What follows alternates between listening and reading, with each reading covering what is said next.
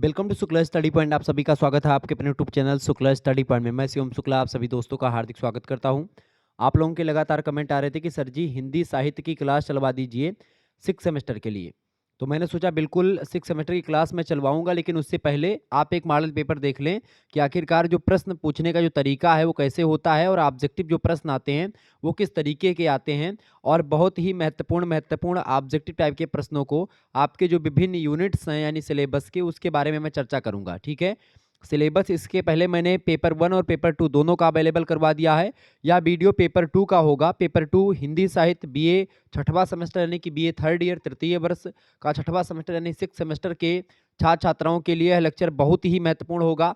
आज की वीडियो के माध्यम से हम 100 से अधिक ऑब्जेक्टिव टाइप के प्रश्नों के बारे में चर्चा करेंगे, जो कि बहुत ही ज़्यादा महत्वपूर्ण है आपकी परीक्षा की दृष्टि से।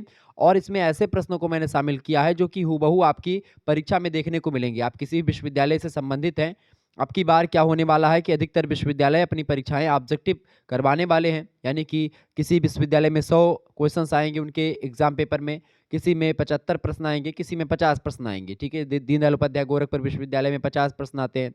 ठीक है, राजा महेंद्र प्रताप में 75 क्वेश्चन ऑब्जेक्टिव आएंगे। ऐसे जो है कानपुर विश्वविद्यालय, सिद्धार्थ यूनिवर्सिटी, ऐसे और वीर बहादुर सिंह पूर्वांचल, ऐसे और कई विश्वविद्यालय हैं जिनमें ऑब्जेक्टिव टाइप की परीक्षाएं अब की बार होने वाली हैं, जिसमें 100 क्वेश्चंस एक सब्जेक्ट के पूछे आते हैं, किसी किसी में 75, किसी किसी में 50। तो आपको मैं बता दूं कि जो हमारे मॉडल पेपर होंगे या जो मैं या शुक्ला स्टडी पॉइंट के द्वारा जो मॉडल पेपर आपको बताया जाएगा वो सभी विश्वविद्यालयों को ध्यान में रख करके बताया जाता है।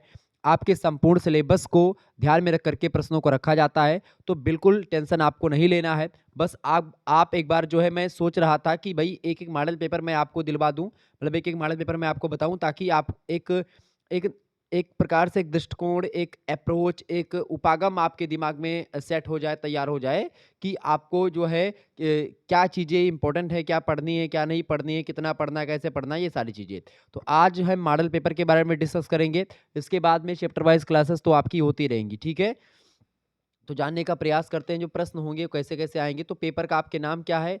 पेपर सेकंड का आपके नाम है लोक साहित्य और लोक संस्कृति। ठीक है, लोक साहित्य और लोक संस्कृति आपके पेपर का नाम है। सेकंड पेपर का नाम है हिंदी में। हिंदी में आपको 2 पेपर देने होंगे, पेपर 1 और पेपर 2। ठीक है, पेपर जो 2 है उसमें आपको लोक संस्कृति और लोक साहित्य के बारे में जानना है। तो आइए देखते हैं यहाँ से कैसे कैसे प्रश्न आपकी परीक्षा में बनेंगे। सबसे पहले तो लोक की बात होती, तो लोक जो शब्द है, ये लोक शब्द जो है ये कहाँ से आया है? सबसे पहले इसी को जान लेते हैं। लोक जो शब्द है, इसकी उत्पत्ति किस भाषा से हुई है? संस्कृत भाषा से, उर्दू से, अवधी से या हिंदी से? देखिए, लोक शब्द की अगर बात की तो संस्कृत, उर्दू और अवधी, ये अवधी तो एक बोली है। किसकी बोली है अवधी? अवधी पूर्वी हिंदी की एक बोली है। पूर्वी हिंदी की 3 बोलियां हैं, मैं पूरी बोलियों को आपको समझाऊंगा। 3 बोलियां, एक होती अवधी, उनमें से पहली, दूसरी होती है बघेली और तीसरी होती छत्तीसगढ़ी। ये 3 बोलियां पूर्वी हिंदी की हैं। 5 उपभाषाएं हैं हिंदी की। ठीक है, जिसमें पूर्वी हिंदी, पश्चिमी हिंदी, ठीक है, राजस्थानी हिंदी, पहाड़ी हिंदी और एक बिहारी हिंदी। ठीक है, ये बात, बिहारी हिंदी में भी 3 बोलियां हैं, मगही, मैथिली और भोजपुरी, जिसमें भोजपुरी ज़्यादा फेमस है, क्योंकि भोजपुरी जो है आप देखते हैं उसमें जो गाने वगैरह बनते हैं भोजपुरी के। ठीक है, हालांकि गाने वो भोजपुर वाले जो पुराने गाने हैं आप उनको नहीं सुने होंगे, तो आप उनको सुनिएगा, आज के गानों की मैं बात नहीं कर रहा हूँ। ठीक है, तो वो बिहारी हिंदी है। ऐसे जो है जो पश्चिमी हिंदी, उसमें आपकी खड़ी बोली, ब्रजभाषा, ये सब आती है। ठीक है, उर्दू जो है ये हिंदी के समकालीन है, या हिंदी के बाद आप देखते हैं, या हिंदी के साथ साथ समानांतर हिंदी के उर्दू भाषा है। ठीक है, संस्कृत जो है इन तीनों से पुरानी भाषा है। ठीक है, यानी संस्कृत सबसे पहली भाषा है, आदि भाषा है। संस्कृत के लिए एक श्लोक भी कहा जाता है कि भाषासु मुख्या मधुरा दिव्या गीर्वाण भारती तस्या ही मधुरम काव्यम तस्मादयपि सुभाषितम। यानी भाषाओं में मुख्य, मधुर और देववाणी, यानी कि देवताओं की वाणी कही जाती है संस्कृत, जिसमें मधुर काव्य है। देखें क्या है कि भाषास मुख्या मधुरा दिव्या गीर्वाण भारती तस्या ही मधुरम काव्यम, तिसमें तस्या ही मधुरम काव्यम तस्मादयपि सुभाषितम, तिसमें उसमें मधुर काव्य वर्णित है। उसके एक एक अक्षर, एक एक वर्ड, एक एक पैराग्राफ, मतलब एक एक लाइन, एक एक जो एक प्रकार से उसका जो एक प्रकार से स्टैंजा है वो बड़ा जबरदस्त है, इंपॉर्टेंट है। ठीक है, मधुर है, मुख्य है, अच्छा है। तो संस्कृत वो भाषा है। संस्कृत से बनी कौन सी भाषा भैया? संस्कृत से बनती है पाली भाषा। ठीक है, पाली के बाद में कौन सी आती है? पाली के बाद में भाषा बनती है प्राकृत। ठीक है, प्राकृत के बाद में कौन सी भाषा आती है? प्राकृत के बाद में आती है आपकी अपभ्रंश भाषा। ठीक है, अपभ्रंश, अपभ्रंश माने होता है, ठीक है, अपभ्रंश, अपभ्रंश का मतलब होता है बिगड़ा हुआ रूप, ठीक है। और अपभ्रंश के बाद में अवहट्य, अवहट्य यानी गंवई भाषा, जो अपभ्रंश जो थी, जो उस समय शहर हुआ करते थे, वो बोले जाते थे शहरों में, या जो उच्च विद्वान कुल के वर्ग होते थे वो अपभ्रंश भाषा बोलते थे। और अवहट्य जो है कुछ जो गाँव के लोग होते थे या जो पढ़े लिखे उतना नहीं होते थे वो बोलते थे। जैसे आजकल आप देखते हैं शहरों में जब आप हिंदी बोलते हैं तो किसी के शहरों में आप देखते हैं थोड़ा-सा उसी हिंदी को थोड़ा गँवई भाषा में या अवधी में या फिर बघेली में बोलियों के हिसाब से बोलते हैं। तो अपभ्रंश मान लेते हैं एक भाषा उस समय रही होगी, तो अवहट्ट एक बोली के रूप में उसमें कार्य कर रही होगी। इसके बाद में अपभ्रंश या अवहट्ट के बाद में हिंदी का विकास होता है, ठीक है? ये बात ध्यान रखेंगे। तो ये हिंदी का विकास हुआ, तो ये ध्यान रखेंगे जो भी संस्कृत के शब्द होंगे, वो हिंदी में या तो तत्सम के तरह तरीके से आए हैं, तत्सम शब्द एक होता है और एक होता है तत्भव, ठीक है? ये सारी चीज़ें आपको पढ़ना है। तो तत्सम जो होता है शब्दावली, तत्सम की अगर मैं बात करूँ, तत्सम का मतलब होता है सेम वैसे, यानी कि संस्कृत में ज्यों के त्यों जो शब्द हैं, जब ऐसे संस्कृत के शब्द ज्यों के त्यों हिंदी भाषा में इंक्लूड कर लिए गए हैं, उसको शामिल कर लिए गए हैं, तो तत्सम है। तत् माने होता है उसी के, सम माने होता है समान, यानी उसी के समान, यानी उसी के समान मतलब कि संस्कृत के शब्दों के समान ही वैसे के वैसे उतार लिए गए हैं। तो वो तत्सम शब्दावली होती है, तत्सम शब्द होते हैं। तत् उभव, ठीक है? तत्भव, इसका जब अगर आप संधि विच्छेद करेंगे तो तत्भव, तत्भव का मतलब होता है तत् माने उसी के, उसी से उद्भव, ठीक है? यानी उसी से निकला हुआ, संस्कृत का घसीटा हुआ रूप, यानी समझ रहे हैं। जैसे कि आप देखते हैं दुग्ध, दुग्ध में से गा वाक हट गया है बीच का और क्या बन गया उससे दूध, तो दुग्ध जो है वो तत्सम शब्द है, ठीक है? और दूध क्या है? दूध आपका तद्भव शब्द है। ऐसे ही आप देखते हैं क्षीर, क्षीर आपका तत्सम है और क्षीर से क्या बन गया? छा का खा हो जाता है तो खीर बन गया, खीर हो गया तद्भव। तो ये होता है तत्सम और तद्भव। तो संस्कृत से जो शब्द बना है, वो एक प्रकार से बहुत सारे ऐसे शब्द हैं जो कि हिंदी में आपको देखने को मिलेंगे। तो लोक जो शब्द है, इसकी उत्पत्ति संस्कृत भाषा से ही हुई है। ऑप्शन नंबर इसका ए करेक्ट आंसर हो जाएगा। बिल्कुल आपकी समझ में आया हुआ होगा। आगे बढ़ते हैं, अगला प्रश्न। दूसरा प्रश्न है, लोक शब्द के कितने अर्थ शब्दकोश, शब्दकोश का मतलब होता है डिक्शनरी, तो डिक्शनरी में लोक शब्द के, ठीक है, लोक शब्द के कितने अर्थ बताए गए? अंग्रेजी में लोक को पब्लिक कहा जाता है, ठीक है, ये बात ध्यान रखेंगे। तो लोक शब्द के शब्दकोश में, हिंदी शब्दकोश में अगर बात करें अर्थ की, तो लगभग 7 अर्थ बताए गए हैं लोक शब्द के। ये बात ध्यान रखें, कितने अर्थ बताए गए भैया? 7 अर्थ लोक के बारे में बताया गया है। आप देखते हैं लोक साहित्य, लोक कथाएं, ठीक है, लोक नृत्य, ठीक है, लोक संगीत, ऐसे तमाम प्रकार के लोक आपको समझ में आ रहे होंगे। और जो 7 अर्थ लोक शब्द के बताए गए हैं, उनमें पहला शब्द होता है स्थान बोधक के लिए। लोक शब्द जो है ये स्थान को इंडिकेट करता है। दूसरा जो अर्थ होता है वो होता है प्रदेश या क्षेत्र को लेकर के, यानी लोक का शब्द प्रदेश या क्षेत्र भी होता है। तीसरा होता है जन या लोग, लोक का मतलब, ठीक है। चौथा अर्थ होता है संसार, लोक माने होता है संसार, कहते हैं नहीं इह लोक उह लोक, ठीक है, परलोक, तो लोक माने एक संसार होता है। लोक माने समाज भी होता है, ये बात भी ध्यान रखेंगे। और लोक का मतलब यश भी होता है, छठवां अर्थ है। और सातवां अर्थ है लोक का मतलब प्राणी भी होता है। तो शब्दकोश में लोक का मतलब होता है ये 7 अर्थ। वैसे लोक शब्द का जो अर्थ है उसका मतलब होता है देखने वाला, ठीक है, ये बात ध्यान रखेंगे। भरत मुनि के नाट्यशास्त्र में लोक शब्द का प्रयोग सटीक रूप में किया गया है और उन्होंने लिखा कि इस शासन की रचना लोक मनोरंजन अर्थ की लिए की जाती है। मतलब कि जो नाटक वगैरह लिखे जाते हैं वो लोक मन मतलब कि लोगों के मनोरंजन के लिए लिखे जाते हैं, लोक मनोरंजनार्थ लिखे जाते हैं, ठीक है। तो उन्होंने लोक के बारे में बताया। वैसे अथर्ववेद में लोक शब्द से 2 लोकों यानी पार्थिव लोक और दिव्य लोक की स्थिति का बोध होता है। ऋग्वेद में लोक शब्द का प्रयोग जन के लिए प्रयोग किया गया है। पुरुष सूक्त में लोक शब्द का प्रयोग स्थान और जीव शब्द के अर्थों को व्यक्त करने के लिए किया गया है। ऐसे लोक शब्द का जो है, अच्छा, लोक शब्द की जो उत्पत्ति संस्कृत से मैंने बताई हुई है। संस्कृत के लोक दर्शने धातु में घनय प्रत्यय जब जोड़ा जाता है तो उससे एक प्रकार से निकलता है, और लोक दर्शने धातु का अर्थ होता है देखना, ठीक है, ये बात ध्यान रखेंगे। तो ये पूरी डिटेल मैं आपको समझाने का प्रयास करूंगा जब मैं आपको जो है बोर्ड पर पढ़ाऊंगा। चैप्टर नंबर 1 2-3 दिनों में या 1-2 दिनों में आपका आ जाएगा, जिसमें मैं लोक साहित्य के बारे में, लोक साहित्य का जो सामान्य परिचय है उसको मैं विस्तार से आपको समझाऊंगा, ठीक है, ये बात ध्यान रखेंगे।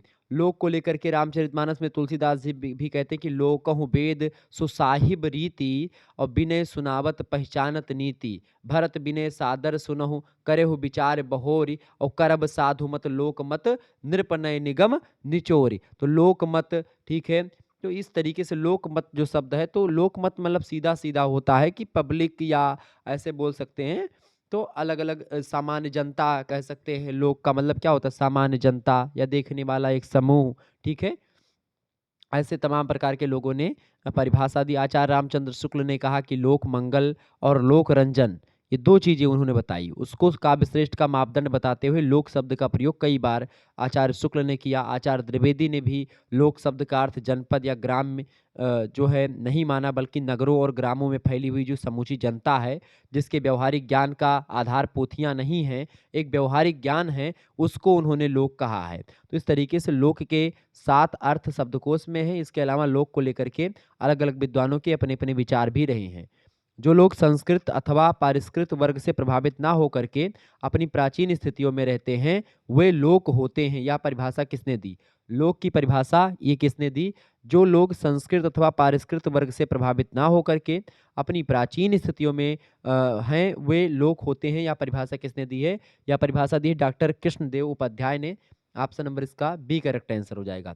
आचार्य शुक्ल जो है लोकरंजन और लोक मंगल की बात करते हैं। आचार्य द्विवेदी जनपद और ग्राम को नहीं बताते हैं, बल्कि नगरों और ग्रामों में फैली हुई जो समूची जनता है, जिसमें जो व्यावहारिक ज्ञान व्याप्त होता है, उसी व्यावहारिक ज्ञान को लोक कहा है। तो इस तरीके से अलग-अलग विद्वान अपने-अपने हिसाब से बताते हैं। अगला प्रश्न साहित्य शब्द के लिए अंग्रेजी में लिटरेचर शब्द का प्रयोग किया था। किस शब्द का प्रयोग करते हैं भैया? लिटरेचर शब्द का प्रयोग करते हैं। लिटरेचर शब्द की उत्पत्ति जो हुई है वो किस भाषा से हुई है, प्रश्न पूछा गया है। तो लिटरेचर शब्द अधिकतर आप देखेंगे उर्दू, हिंदी और संस्कृत से तो होगा नहीं, लैटिन भाषा से ही होगा। आप सभी को वैसे दिख रहा होगा।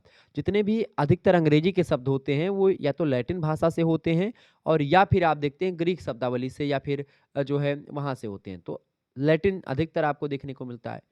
अगला प्रश्न है आनंदवर्धन। आचार्य आनंदवर्धन जो हैं ये संस्कृत के काव्य शास्त्री हैं। आनंदवर्धन का सिद्धांत भी है, आपको मैंने 4th सेमेस्टर में या 5th सेमेस्टर में आपको मैंने समझाया होगा, बताया होगा। आनंदवर्धन जो हैं ये ध्वनि संप्रदाय के प्रणेता आचार्य हैं। 6 प्रकार के जो है काव्य शास्त्र में 6 संप्रदाय हैं संस्कृत में। पहला है रस संप्रदाय, जिसके प्रणेता हैं आचार्य भरत मुनि। दूसरा है अलंकार संप्रदाय, जिसके प्रणेता हैं, ठीक है, भामह। तीसरा संप्रदाय है आपका जो है आपका ध्वनि संप्रदाय, उसके प्रणेता आचार्य हैं आनंदवर्धन। चौथा आपका है रीति संप्रदाय, जिसके प्रणेता आचार्य हैं वामन, ठीक है। ऐसे ही क्षेमेंद्र हैं वक्रोक्ति के, ठीक है। और ऐसे आपका एक और बच रहे हैं, ठीक है, औचित्य संप्रदाय, ठीक है। औचित्य संप्रदाय के प्रणेता एक हैं, मुझे ध्यान नहीं आ रहा है नाम। तो इस तरीके से 6 संप्रदाय आपके हैं। तो आनंदवर्धन द्वारा स्वीकार किए गए कथा के 3 भेदों में क्या शामिल नहीं है? आनंदवर्धन बड़े अच्छे विद्वान हैं। तो लोक कथा भी एक होती है, लोक कथाएँ बहुत प्रचलित होती हैं, ठीक है। तो लोक कथा को लेकर के या इसको लेकर के उन्होंने क्या बताया, इसके बारे में थोड़ा-सा बताने का प्रयास करेंगे।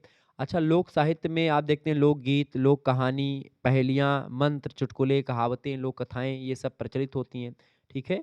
ये बात ध्यान रखेंगे। लोक नाट्य, ऐसे तमाम सारे लोक नाटक में आप देखते हैं रामलीला, यक्षगान, तमाशा, ऐसे तमाम प्रकार के स्वांग, भवाई, नौटंकी, कथकली, ख्याल, ये सब लोक जो है नाटक हैं। लोक कथाओं में परी कथा, व्रत कथा, प्रेम कथा, दंत कथा, पौराणिक कथा, नाग कथा, बोध कथा, ये सब कथाएँ होती हैं, ठीक है। तो ये सब चीज़ें आपको थोड़ा-सा ध्यान रखने की चीज़ें होती हैं। मैं आपको समझाऊँगा, चैप्टर 1 जल्द ही आपके समक्ष आएगा, और चैप्टर 1 क्या लगभग मैं उसमें इकाई नंबर 1 ही समाप्त कर दूँगा। अगर कहेंगे तो 1-2 घंटे की वीडियो होगी, उसमें संपूर्ण चीज़ों को मैं बताने का प्रयास करूँगा। हो सकता है 2-3 वीडियो में आपको इकाई 1 में समाप्त कर पाऊँ। देखें, तो आचार्य आनंदवर्धन द्वारा स्वीकार किए गए कथा के 3 भेदों में क्या शामिल नहीं है? तो धर्म कथा शामिल नहीं है, बाकी सारी चीज़ें शामिल हैं। धर्म कथा शामिल नहीं है, परिकथा, सकल कथा और खंड कथा ये तीनों शामिल हैं, धर्म कथा शामिल नहीं है। अगला प्रश्न है लोक साहित्य को हम इनमें से किस नाम से संबोधित कर सकते हैं? तो लोक साहित्य को हम लोग क्या कह सकते हैं? लोक साहित्य को हम लोग कौन सी साहित्य कह सकते हैं भैया? लोक साहित्य को आप वाङ्मय साहित्य कह सकते हैं, ठीक है। ऑप्शन नंबर इसका डी करेक्ट आंसर हो जाएगा। अगला प्रश्न आप देखेंगे, बढ़िया प्रश्न है। हिंदी नाट्य परंपरा के मूल स्रोत का यह जन नाटक ही है जो स्वांग आदि के नाम से या आदि नाम से प्राचीन रूप से अब तक विद्यमान है। यह कथन किसका है? ये कथन किसने कहा था? महेंद्र भनावत, दशरथ ओझा, डॉक्टर सत्येंद्र या हरि भद्राचार्य जी ने? किसने कहा था इसको? इसको कहा था भैया, किसने कहा था? दशरथ ओझा ने कहा था। ऑप्शन नंबर इसका बी करेक्ट आंसर हो जाएगा। तो ये प्रश्न बहुत ही महत्वपूर्ण है, ये बात ध्यान रखेंगे। अच्छा, लोकोक्ति का मतलब क्या होता है? लोकोक्ति आपने सुना होगा शब्द, लोकोक्ति का मतलब क्या होता है? लोकोक्ति का मतलब होता है जो कहावतें होती हैं वही होती हैं लोकोक्तियाँ। ठीक है, ये बात ध्यान रखेंगे। समझेंगे इन चीज़ों को और आगे हम। लेकिन सेकंड जो मतलब आगे देखते हैं अगले प्रश्नों की ओर। अगला प्रश्न आपकी स्क्रीन पर आ चुका है, फटाफट से आप देखने का प्रयास करेंगे। लोक साहित्य किससे किससे संबंधित होता है? ये सब बहुत ही सरल प्रश्न होंगे और आप इसको अगर एक इस वीडियो को आप अंत तक देख लेंगे, वीडियो को बीच में छोड़िएगा नहीं, नहीं तो आपको समझ में नहीं आएगा। ठीक है, आपको समझ में सारी चीज़ें आ जाएंगी। लोक साहित्य किससे संबंधित होता है, यानी कि लोक साहित्य जो है किससे रिलेटेड है? रचनाकार से, नियम सिद्धांतों से, साहित्य से, या जनपद के प्राचीन जीवन से? तो लोक साहित्य जो संबंधित है वो किससे संबंधित है भैया? लोक साहित्य जनपद के प्राचीन जीवन से संबंधित होता है। ऑप्शन नंबर इसका डी करेक्ट आंसर हो जाएगा। ठीक है, बहुत ही जबरदस्त प्रश्न है। ठीक है, तो ये होता है लोक साहित्य।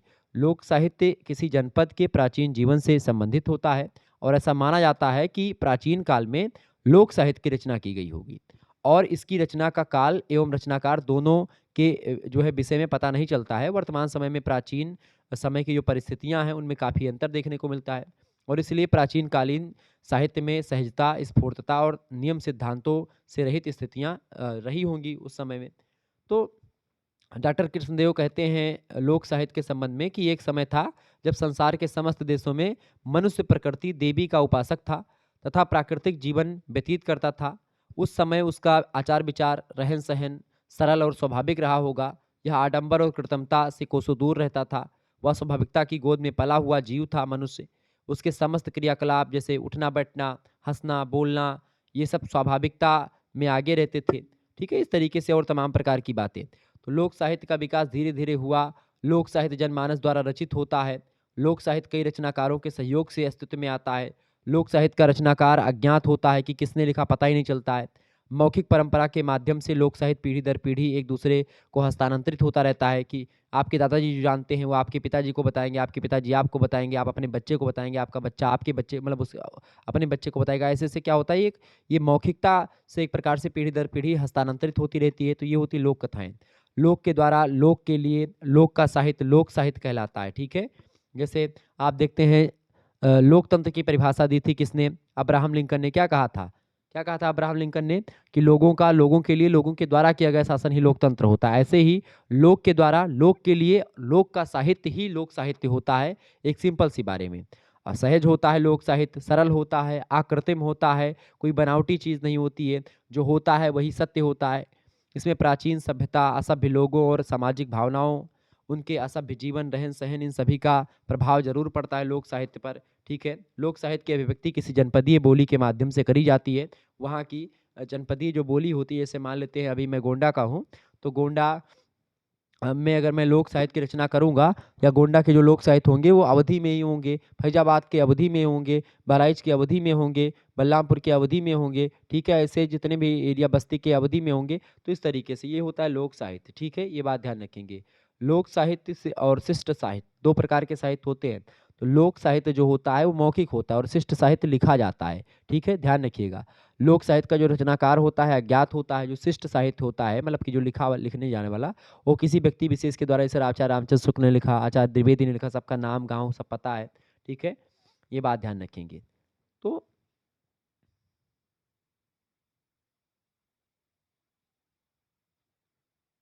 तो इस तरीके से ये होता है लोक साहित्य। तो जनपद के प्राचीन जीवन से रिलेटेड होता है लोक साहित्य। आपके समझ में आ गया होगा। अच्छा, पिंगल शास्त्र क्या है? बढ़िया प्रश्न पूछा गया। भाषा है, लोक कथा है, स्वांग है या नीति कथा है? पिंगल शास्त्र की अगर बात करें तो पिंगल शास्त्र जो है एक भाषा है। क्या है? पिंगल शास्त्र एक भाषा है।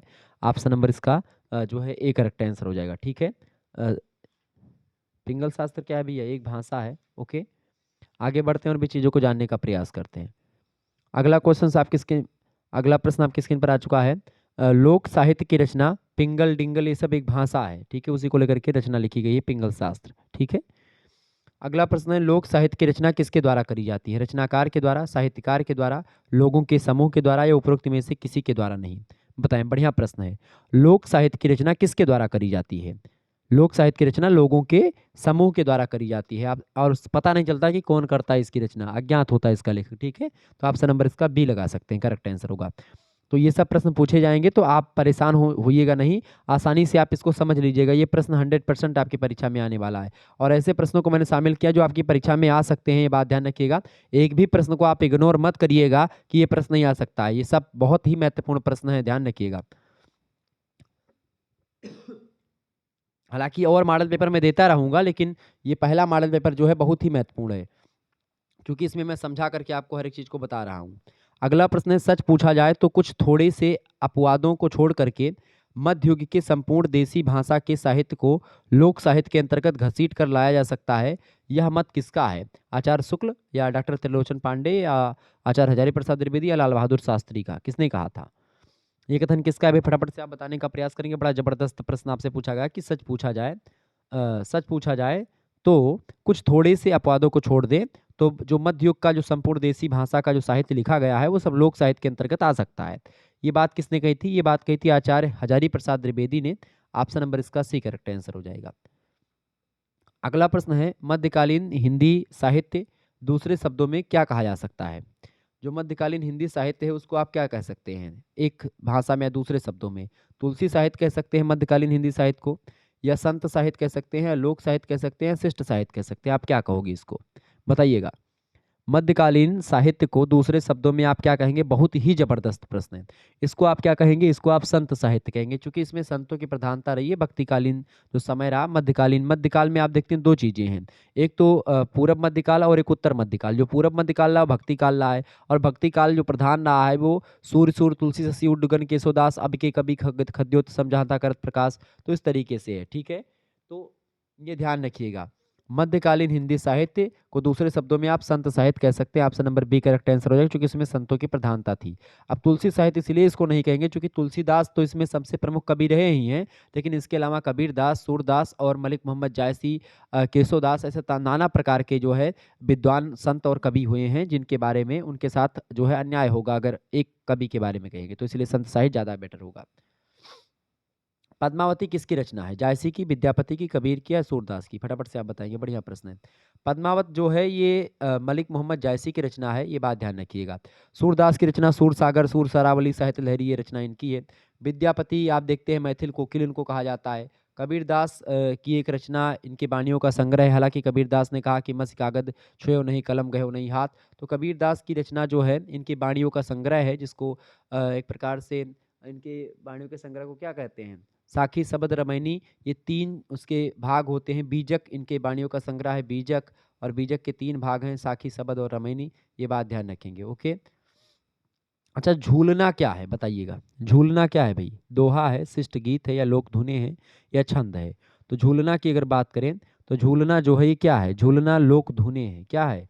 झूलना एक लोक धुन है। Option number D correct answer हो जाएगा। आगे देखेंगे, अगला प्रश्न आपकी स्क्रीन पर आ चुका है। शिष्ट साहित्य के उद्देश्य को बताते हुए यह किसने कहा? काव्यम से अर्थ कृते व्यवहार विदेश शिवे तरछय शिवे तरछतय। ये आपको बता दूं कि ये जो है संस्कृत काव्य शास्त्री जो हैं, जिसमें 6 संप्रदाय मैंने बताए थे, उसी संप्रदाय में से हैं, ठीक है। और आपको बता दूं कि ये संस्कृत काव्य शास्त्री हैं, ठीक है। संस्कृत काव्य शास्त्र के जो नियम कायदे हैं वो शिष्ट साहित्य के अंतर्गत आते हैं, और उसको जो फॉलो करते हैं वो शिष्ट साहित्य में आते हैं। तो उसमें अगर बात करें, इसका जो करेक्ट आंसर हो जाएगा वो आचार्य मम्मट करेक्ट आंसर आप लगाएंगे, ठीक है। आचार्य मम्मट इज राइट आंसर, ठीक है। चूंकि सूर्यकांत त्रिपाठी निराला हिंदी के कवि हैं, जयशंकर प्रसाद त्रिपाठी मतलब जयशंकर प्रसाद जो है जी, ये भी हिंदी के हैं, और भवानी प्रसाद मिश्र भी हिंदी के हैं। आचार्य मम्मट संस्कृत के आचार्य हैं, ठीक है। लोक साहित्य की अभिव्यक्ति किस माध्यम से होती है? लोक साहित्य की अभिव्यक्ति लिख करके होती है, या संकेतों के द्वारा, या किसी जनपदीय बोली के द्वारा, या नाटकों के द्वारा? अभी मैंने आपको बताया था इससे पहले, लोक साहित्य की जो अभिव्यक्ति होती है ये किसी जनपदीय बोली के द्वारा होती है। ऑप्शन नंबर इसका सी करेक्ट आंसर हो जाएगा। बहुत ही अच्छे तरीके से आप लोग समझ रहे हैं। फटाफट से एक बार वीडियो को लाइक कर दीजिएगा। बड़ी मेहनत करता हूँ आप लोगों के लिए भाई, तो प्लीज़ वीडियो को लाइक कर दीजिए। हमारी जितने भी जो भाई बहन देख रहे हैं, बंधु देख रहे हैं, छोटे भाई बड़े भाई, सभी से करबद्ध होकर के निवेदन है कि आप लोग वीडियो को लाइक और शेयर जरूर करें। अभी से पढ़ना प्रारंभ कर दीजिए, ताकि परीक्षा के अंतिम समय में आप लोग बहुत ज़्यादा परेशान होते हैं, तो आप जो है परेशान ना हो, इसके लिए मैंने सोचा अभी से मॉडल पेपर आपके करवाए जाएँ। आगे देखेंगे, लोक के द्वारा लोक के लिए लोक का साहित्य क्या कहलाता है? ये मैंने आपको बताया था कि लोक के लिए लोक के द्वारा लोक का साहित्य ही लोक साहित्य कहलाता है। ये तो आपके समझ में आ ही गया होगा। बिल्कुल बी करेक्ट आंसर हो जाएगा, लोक साहित्य कहलाता है, बी करेक्ट आंसर होगा इसका, ठीक है। तो बड़े आसान तरीके से आप लोग प्रश्नों को समझ रहे हैं, बहुत ही ज़्यादा कुछ करने की ज़रूरत नहीं, बस आपको इसको देखना है। 2-3 बार अगर आप इस वीडियो को देख लीजिएगा, आपका एक भी प्रश्न नहीं छूटेगा, ये बात मैं ध्यान रख बता मतलब कि एकदम से मैं आपको बता दूँ कि अगर इस वीडियो को आपने पूरा देख लिया, तो निश्चित तौर पर आपका एक भी प्रश्न छूटने वाला है नहीं, ठीक है? ये बात ध्यान रखेंगे। अगला प्रश्न है फ़ोकलोर का अर्थ क्या है? फ़ोकलोर का मतलब क्या होता है? फ़ोकलोर का मतलब होता है लोक संस्कृति, ठीक है? विलियम जॉन थॉमस ने इस पद का सर्वप्रथम प्रयोग किया था फ़ोकलोर का। 1846 का समय है, आपको मैं बता दूँ। 1846 ईस्वी में पॉपुलर क्विटीज़ के लिए इसका प्रयोग किया गया था और ऐसा कहा जाता है कि जॉन थॉमस ने इस शब्द की रचना की तथा आगे चल करके असंस्कृत मानव जाति के जीवन की विभिन्न परंपराओं तथा उनका अध्ययन करने वाले जो शास्त्र हैं उसके अर्थ में सार्वजनिक रूप से स्वीकार कर लिया गया इस शब्द को। शार्लेट सोफिया बर्न की व्याख्या फोकलोर के लिए अत्यंत महत्वपूर्ण है। उनके अनुसार फोकलेर एक जाति बोधक पद की भांति प्रसिद्ध हो गया। इसे सभ्य और उन्नत जातियों के अर्ध संस्कृत समुदायों में व्याप्त विश्वास, रीति रिवाज, कथाएं, गीत और कहावतें इसके लिए प्रयोग किया जाता था, ठीक है। और मानव स्वभाव उसके द्वारा निर्मित वस्तुओं के में संबंध, प्रकृति के जड़ चेतन, भूत प्रेत की दुनिया, मानवीय संबंध विषय, जादू टोना टोटका, वशीकरण, सगुन अशगुन, रोग व्याधि, ये सब जो है एक प्रकार से इसमें लोक संस्कृति में आने लगे, ठीक है। लोक संस्कृति का प्रयोग हिंदी में फोकलोर के समानार्थी के रूप में किया जाता है। और फोकलोर मतलब इसके विषय में अनेक पदों, लोक वार्ता, लोकायन, लोक संस्कृति का प्रयोग हम लोग करते हैं, ठीक है। लोक संस्कृति पद इसमें सबसे महत्वपूर्ण है, इसीलिए फोकलोर जो शब्द है अंग्रेजी का, वो फोकलोर शब्द का प्रयोग लोक संस्कृति के लिए किया जाता है। तो ऑप्शन नंबर इसका ए करेक्ट आंसर हो जाएगा, लोक संस्कृति के लिए किया जाता है, ठीक है। ये बात ध्यान रखेंगे। अच्छा, सोफिया बर्न एक भाषा विद्वान है और उन्होंने लोक संस्कृति को 3 भागों में बांटा है। पहला होता है लोक साहित्य। लोक साहित्य में गीत, कथा, गाथा और नाटक आते हैं। दूसरा होता है रीति रिवाज। रीति रिवाजों में त्योहार, रहन सहन, खान पान ये सब आता है, ठीक है। ये लोक साहित्य का दूसरा प्रकार। तीसरा प्रकार होता है लोक मान्यताएं। तो लोक साहित्य, रीति रिवाज और लोक मान्यताओं के अंदर लोक मान्यताएं क्या होती हैं, जैसे कि अंधविश्वास, मूढ़ाग्रह, ऐसे तमाम प्रकार के जो टोटका, वशीकरण, सगुन अपशगुन, ये सब मानना कि भाई जो है इस दिन को दाढ़ी बाल नहीं कटवाना चाहिए, हाथ का नाखून नहीं काटना चाहिए, तमाम प्रकार के ऐसे हर एक धर्म में कुछ अपनी मान्यताएं होती हैं, तो वो सब लोक मान्यताओं के अंतर्गत आती हैं, ठीक है। ये बात ध्यान रखेंगे। तो ये सब लोक संस्कृति के अंतर्गत रखे जाते हैं, क्लियर। ये बात ध्यान रखेंगे। आगे बढ़ते हैं और भी चीज़ों को समझने का प्रयास करते हैं। बताएं सोफिया बर्न की मतानुसार लोक संस्कृति को कितने भागों में बांटा गया है। मैंने आपको बता दिया सोफिया बर्न ने 3 प्रकार से बांटा है, ठीक है। 3 प्रकार कहाँ है, ऑप्शन नंबर इसका सी करेक्ट आंसर हो जाएगा। पहला लोक साहित्य, दूसरा रीति रिवाज, तीसरा लोक मान्यताएं, ठीक है। आगे बढ़ते और भी चीजों को जानने का प्रयास करते हैं। अगला प्रश्न, संस्कार का अर्थ क्या होता है। विचार, परिष्कार, भाषा या परिशुद्ध। संस्कार का मतलब क्या होता है। संस्कार बहुत ही जबरदस्त शब्द है, संस्कार बताइएगा, फटाफट से आप बताने का प्रयास करेंगे। संस्कार किसे या संस्कार का क्या अर्थ होता है। अच्छा, कितने संस्कार हैं भारतीय धर्म ग्रंथ के अनुसार। 16 संस्कारों की बात करी गई। वैसे अलग अलग विद्वानों ने अलग अलग पुस्तकों में अलग अलग संस्कारों के बारे में बताया गया है, लेकिन जो मान्यताएं हैं वो 16 संस्कारों की, ठीक है। तो आप ये बताएं कि जो है ये जो संस्कार है इसका क्या अर्थ है। विचार, परिशुद्ध, परिष्कार या भाषा। तो संस्कार का अर्थ जानते हैं क्या होता है। संस्कार का मतलब होता है परिष्कार। ऑप्शन नंबर इसका बी करेक्ट आंसर होगा। नेक्स्ट क्वेश्चन आप देखेंगे, संस्कृति किसी समूह के कार्य करने तथा विचार करने की समस्त रीतियों को कहते हैं। यह परिभाषा किसने दी है। संस्कृति की यह परिभाषा किसने दी भैया, फटाफट से आप लोग बताने का प्रयास करेंगे। ये परिभाषा किसने दी संस्कृति की, बताइएगा। संस्कृति की परिभाषा यह किसने दी, कौन सी परिभाषा।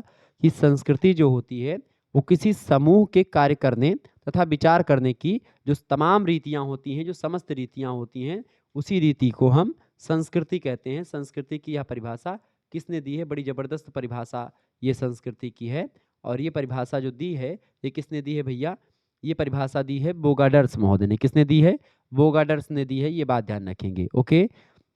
हजारी प्रसाद द्विवेदी क्या कहते हैं संस्कृति को लेकर के। हजारी प्रसाद द्विवेदी कहते हैं कि संस्कृति को अनेक प्रकार की धार्मिक साधनाओं, कलात्मक प्रयत्नों तथा सेवा भक्ति एवं योग मूलक जो अनुभूतियां होती हैं उनके भीतर से मनुष्य उस महान सत्य के व्यापक तथा परिपूर्ण रूप को क्रमशः प्राप्ति बताते हैं, ठीक है। इसके अलावा रामधारी सिंह दिनकर की बात करें तो रामधारी सिंह दिनकर कहते हैं संस्कृति को, वो संस्कृति को जीवन का एक तरीका मानते हैं दिनकर जी। और वो कहते हैं कि यह तरीका जमा होकर के उस समाज में छाया रहता है जहाँ हम जन्म लेते हैं, तो वो संस्कृति होती है। ठीक है। ऐसे ही टायलर महोदय की एक पुस्तक है primitive culture. Tyler, Edward Tyler इनका पूरा नाम है। इनकी एक पुस्तक है प्रिमिटिव कल्चर। प्रिमिटिव कल्चर जो पुस्तक है, इस पुस्तक में इन्होंने संस्कृति के बारे में कहा कि संस्कृति वह जटिल संपूर्णता है जिसमें ज्ञान, विश्वास, कला, आचार, कानून, प्रथा और इसी तरह की उन सभी क्षमताओं का समावेश होता है जिन्हें मनुष्य समाज का सदस्य होने के नाते प्राप्त करता है। तो ये टायलर ने परिभाषा दी। इसी तरीके से अलग अलग विद्वानों ने अपने अपने हिसाब से संस्कृति के बारे में बताया। तो संस्कृति यह होती है। ठीक है, आगे देखिए। अगला प्रश्न, लोक संस्कृति होती है गतिशील, परिवर्तनशील, लिपिबद्ध या अपरिवर्तनशील? फटाफट से आप बताएंगे। तो एक बात ध्यान रखेंगे, लोक संस्कृति गतिशील नहीं होती है, तो ये पहला गलत हो गया। ठीक है। लोक संस्कृति लिपिबद्ध भी नहीं होती है मेरे भाई। ठीक है।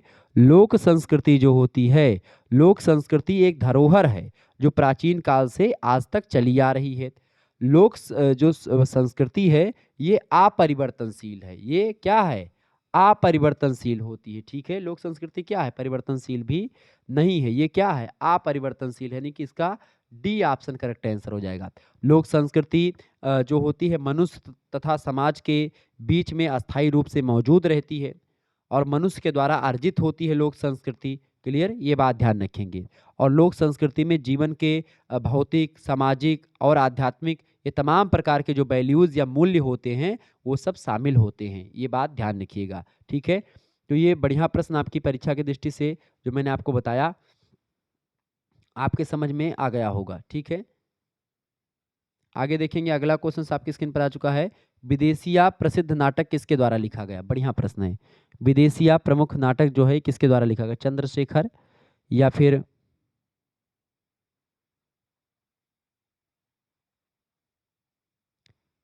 बताएं, चंद्रशेखर, भिखारी ठाकुर, पंडित विद्यानिवास मिश्र या डॉक्टर बद्री नारायण?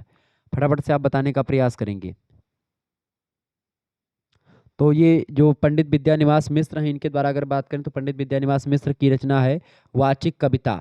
भोजपुरी की भूमिका में यह इंगित किया गया है कि जिस अकेलेपन की बात आज के साहित्य के केंद्र में है, लोक गीत में उस अकेलेपन की अत्यंत सहज प्रतीति समाहित है वाचिक कविता में।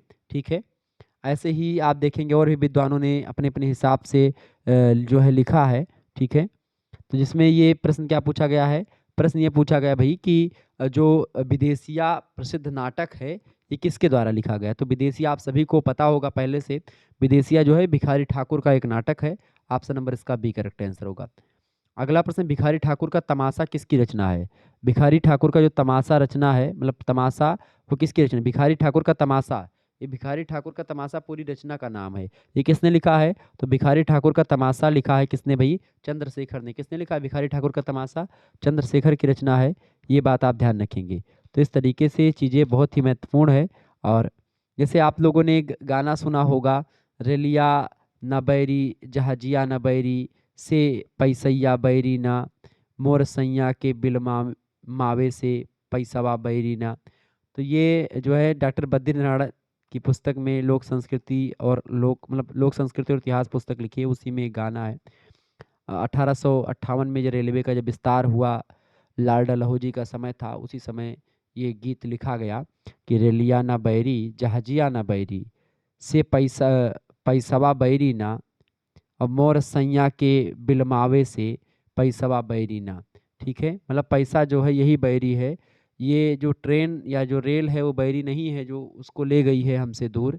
ठीक है। और जहाजिया भी बैरी नहीं जो जहाज हमको ले गई है। बैरी तो खाली पैसा है, क्योंकि पैसों के लिए हमारे पति जो है हमसे बिछड़ गए हैं, मतलब हमसे दूर चले गए पैसा कमाने के लिए। ठीक है। ये चीज़ें, तो ऐसे चीज़ों को हम समझेंगे। कजली, सोहर, तमाम प्रकार की चीज़ों को मैं आपको बताऊंगा जब लोक गीतों के बारे में चर्चा करेंगे। आपको गा करके बताऊंगा थोड़ा बहुत जो भी जान पाता हूं मैं। वैसे गा तो बिल्कुल भी नहीं पाता हूं, लेकिन फिर भी प्रयास करूंगा आप लोगों के लिए मैं थोड़ा सा प्रयास करूं, चूँकि आप लोगों का इतना प्यार मिलता है कि जो मैं नहीं भी कर पाता हूँ उसके लिए मैं प्रयास करता हूँ। ठीक है। तो ये मैं यही सोचता हूँ कि भाई जो है जो है कोई भी काम जो होता है वो मनुष्य से बढ़कर नहीं होता है। मानव जब जोर लगाता है पत्थर पानी बन जाता है। तो पत्थर पानी हम ही आप बनाते हैं, ठीक है। तो उसमें डरने की बात नहीं कि ई एग्जाम इतना कठिन है, वो एग्जाम इतना कठिन है। अब टेंशन में दुनिया भर के रात भर मूड ठोकत हो पेंसिल लेके मुड़े पे कि अरे दादा ई तो ना पढ़ पैबे, हम मरी गए ना बताने पढ़ाई मैन। कुछ नहीं हो, बैठो, जब मन कहा है तब पढ़ो, जब तक मन कहा है तब तक पढ़ो, जब तक उबो ना बोरिंग ना हुए लगे पढ़त पढ़त तब तक उठबे ना करो। मतलब यही मेरे पढ़ो कि जब तक मन कहा तब तक पढ़ो। और जहिया यही मेरे पढ़े लगबो वही दिन क्यों माई के लाल आपका पैदा नहीं भेजे रोक ले कि आप कोनो परीक्षा उत्तीर्ण ना कर पाओ। हर परीक्षा उत्तीर्ण करबो, अव्वल दर्जा से उत्तीर्ण करबो। तो मेहनत करो भैया, ठीक है। प्रश्न और पूछा था कि कथकली कहाँ का नृत्य है। कथकली शास्त्रीय नृत्य कहाँ से रिलेटेड है बताएं।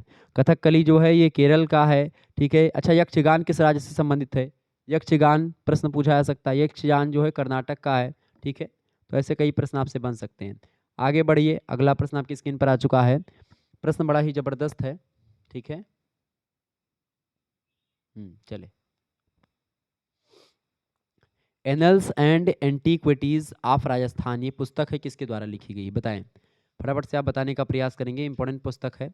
बताइए ये पुस्तक किसने लिखी है। Annuls and antiquities of Rajasthan, इस पुस्तक को किसने लिखा है। इस पुस्तक को लिखा है कर्नल टाट ने। किसने लिखा है, कर्नल टाट ने इस पुस्तक को लिखा है। बढ़िया पुस्तक है।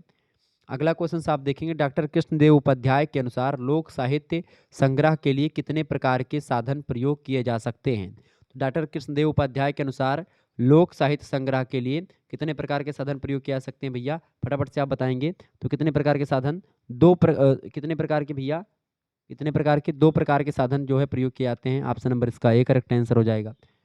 अगला क्वेश्चन आप देखेंगे, संग्रहकर्ता को किसकी पूर्ण जानकारी होनी चाहिए। किसी चीज को अगर संग्रहकर्ता जो है, ठीक है, उसको कोई चीज इकट्ठा आप कर रहे हैं, चाहे किसी मटेरियल, किसी पढ़ाई का, तो उत्तरदाता की आवश्यकता होती है संग्रहकर्ता को, विषय और क्षेत्र की, या बोली की, या उपयुक्त सभी की। तो मेरे हिसाब से, या आप देखेंगे इसका करेक्ट आंसर जो होगा वो आपका क्या होगा, इसका करेक्ट आंसर हो जाएगा विषय और क्षेत्र की जानकारी उसको होनी चाहिए, ठीक है। संग्रहकर्ता को किसकी पूर्ण जानकारी होनी चाहिए, विषय और क्षेत्र की पूर्ण जानकारी होना चाहिए। अगला क्वेश्चन आपकी स्क्रीन पर आ चुका है, फटाफट से आप देखने का प्रयास करेंगे। फटाफट से आप देखेंगे, प्रश्न है, किसी भी देश में लोक वार्ता के अध्ययन की तैयारी से पूर्व सबसे अधिक अनिवार्य बात यह है कि उस क्षेत्र में अब तक जो सामग्री एकत्र की जा चुकी है उसका चित्र स्थापन। केवल इसी विधि से हम यह जान पाते हैं कि वह भाग कौन सा है जिसमें कुछ भी काम नहीं हुआ है, और कौन सा भाग है जिसमें काम हुआ है, कौन सा ऐसे भाग है जिसमें अनुसंधान अभी किया जाना है, अनुसंधान अपेक्षित है। यह कथन किसने कहा था, यह कथन बड़े अच्छे विद्वान हैं, उन्होंने कहा था। उन विद्वान का नाम है एंडरसन। एंडरसन ने कहा था इस बात को। ये शोध को लेकर के है, ठीक है। संरक्षण मतलब लोक साहित्य का संकलन, संवर्धन और संरक्षण कैसे करना है, इसको लेकर के इन लोगों ने काम किया है। अगला प्रश्न है, डैश के द्वारा या किसके द्वारा द्वारा ही कई युगों की सामाजिक, आर्थिक और राजनीतिक एवं सांस्कृतिक परिस्थितियों से लोग परिचित होते। किसके द्वारा, परंपराओं के द्वारा, इतिहास के द्वारा, लोक साहित्य के द्वारा। फटाफट से आप बताने का प्रयास करेंगे। इसका करेक्ट आंसर क्या हो जाएगा, लोक साहित्य। लोक साहित्य के द्वारा ही, लोक साहित्य के द्वारा ही कई युगों की सामाजिक, आर्थिक, राजनीतिक और सांस्कृतिक जो परिस्थितियां होती हैं, सिचुएशंस होती हैं, उससे लोग परिचित हो पाते हैं। किसके द्वारा, लोक साहित्य के द्वारा। ऑप्शन नंबर इसका सी लगा दीजिएगा। आगे देखेंगे, अगला प्रश्न आपकी स्क्रीन पर आ चुका है, भवाई किस भारतीय राज्य का पारंपरिक नाट्य शैली है बताएं। भवाई, फटाफट से आप बताने का प्रयास करेंगे, बताइएगा भैया। भवाई जो है किस भारतीय राज्य का पारंपरिक नाट्य शैली, भवाई, ये बढ़िया प्रश्न है, बताने का प्रयास करेंगे।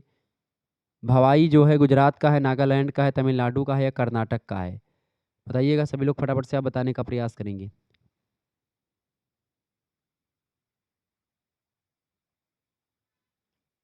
बताएं, फटाफट से आप लोग बताने का प्रयास करेंगे, जितने भी लोग देख रहे हैं फटाफट से बताइएगा। भवाई जो है, भवाई किस राज्य से रिलेटेड है।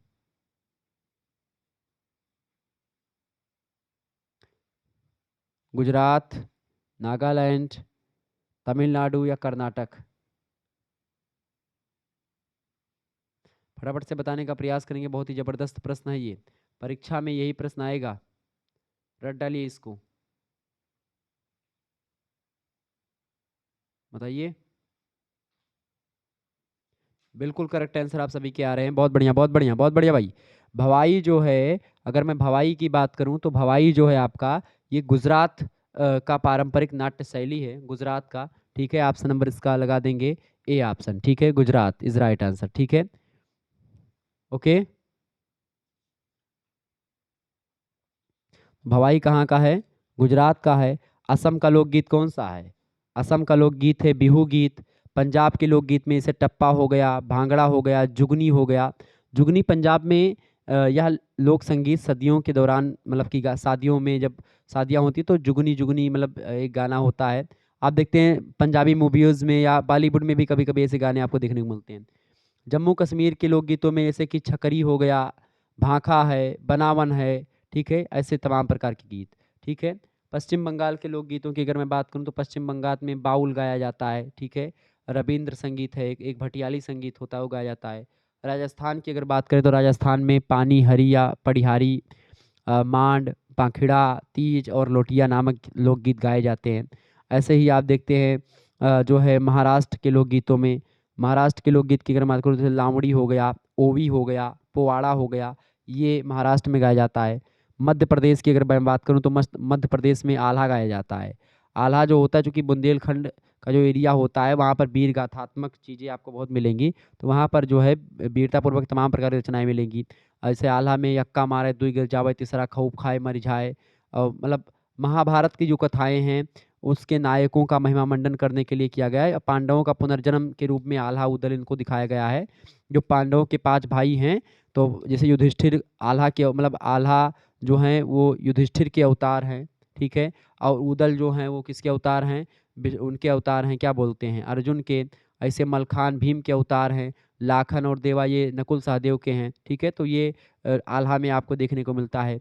अच्छा, मध्य प्रदेश में एक लोकगीत और है पाई गीत। ठीक है, पाई गीत जो है ये त्योहारों के दौरान गाया जाता है। ठीक है, चूंकि महोबा के राजा थे, आल्हा जो होते हैं, मतलब महोबा के राजा थे परमाल, उनकी सेवा में 2 योद्धा थे, 2 भाई थे, आल्हा और उदल, वो रहा करते थे। ठीक है, ऐसे आप उत्तर प्रदेश के लोकगीतों की बात करेंगे तो रसिया गीत हो गया, एक गाया जाता है उत्तर प्रदेश में।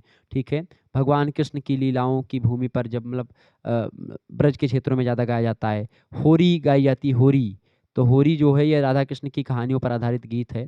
ठीक है, सोहर गाया जाता है, उत्तर प्रदेश का लोक संगीत है, उत्तर प्रदेश में बिहार में ये सोहर गाया जाता है। ठीक है, जैसे कि आप सोहर बहुत सुने होंगे कि ललना लाल हुई हैं कुलवा के दीपक, मनमा में आस लागल हो, या ऐसे तमाम प्रकार के। कजरी अपने मतलब यहाँ का उत्तर प्रदेश का एक संगीत है, लोक संगीत है।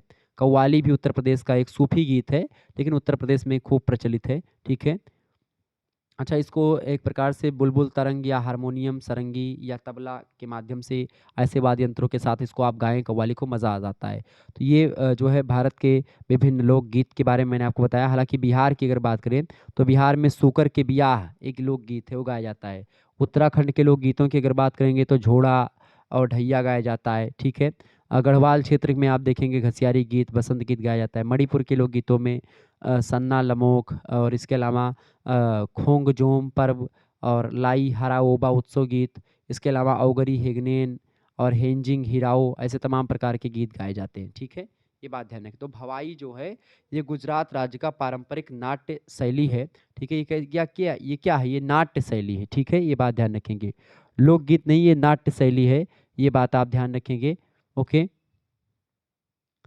अच्छा, दीपक नृत्य ये गुजरात प्रांत के नवरात्रि पर्व का एक जो है पर्व होता है। ऐसे ही पढ़ियारी नृत्य होता है। मैं आपको सारी चीज़ों को समझाऊंगा जब मैं पढ़ाऊंगा। ठीक है, अगला प्रश्न है, असम के सबसे विशिष्ट प्रकार के लोकगीत हैं, बताएं। असम का जो लोकगीत है इसमें सबसे विशिष्ट प्रकार का वो कौन सा है? बताएं, कव्वाली गीत, बिहू गीत, भुट्टा गीत या तीज गीत? फटाफट से आप बताने का प्रयास करेंगे। इसका करेक्ट आंसर हो जाएगा बिहू गीत जो है, ये असम का जो है बहुत ही जबरदस्त गीत होता है, सबसे विशिष्ट प्रकार का गीत है बिहू। आप ऐसे याद रखिए कि असम की बहू, असम की बहू, असम की बहू से आप याद रख पाएंगे कि बिहू गीत जो है असम का है, असम की बिहू। ठीक है, असम की बहू, असम की बहू। ठीक है, असम की बहू से आपका याद हो जाएगा कि बिहू गीत वहाँ का है। क्लियर? आगे देखेंगे, अगला प्रश्न है, लोकगीत को ग्राम्य गीत कहकर किसने संबोधित किया? लोकगीत को ग्राम्य गीत किसने कहा भैया, फटाफट से आप बताएंगे। लोकगीत को ग्राम्य गीत किसने कहा था? लोकगीत को ग्राम्य गीत डॉक्टर राम नरेश त्रिपाठी ने कहा। ऑप्शन नंबर इसका बी करेक्ट आंसर हो जाएगा। बहुत ही महत्वपूर्ण प्रश्न है, परीक्षा में आएगा। अगला प्रश्न है, बारहमासा तथा कजरी लोकगीत कहाँ गाए जाते हैं? बताएं, बारहमासा और कजरी कहाँ पर गाए जाते हैं भैया? मैंने आपको बताया था बारहमासी और कजरी जो हैं ये सब उत्तर प्रदेश के लोकगीत हैं। ऑप्शन नंबर इसका ए करेक्ट आंसर हो जाएगा। बाकी राज्यों के मैंने बता ही दिए। अगला प्रश्न, लोकगीत हमारे विकास या हमारे जीवन विकास के इतिहास हैं, या परिभाषा किसने दी? तो लोकगीत जो हैं हमारे जीवन विकास के इतिहास हैं। ये परिभाषा जो है लोकगीतों की किसने दी? ये परिभाषा दी है भैया डॉक्टर तेज नारायण पाल ने। Option number D correct answer हो जाएगा। आगे देखेंगे, संकलन के आधार पर लोकगीतों को कितने वर्गों में बांटा गया है? तो संकलन के आधार पर लोकगीतों की अगर बात करें, संकलन के अकॉर्डिंग लोकगीतों की अगर मैं बात करूं तो इसको जो है 9 भागों में बांटा गया है संकलन के अकॉर्डिंग। ठीक है, ऑप्शन नंबर इसका ए करेक्ट आंसर हो जाएगा।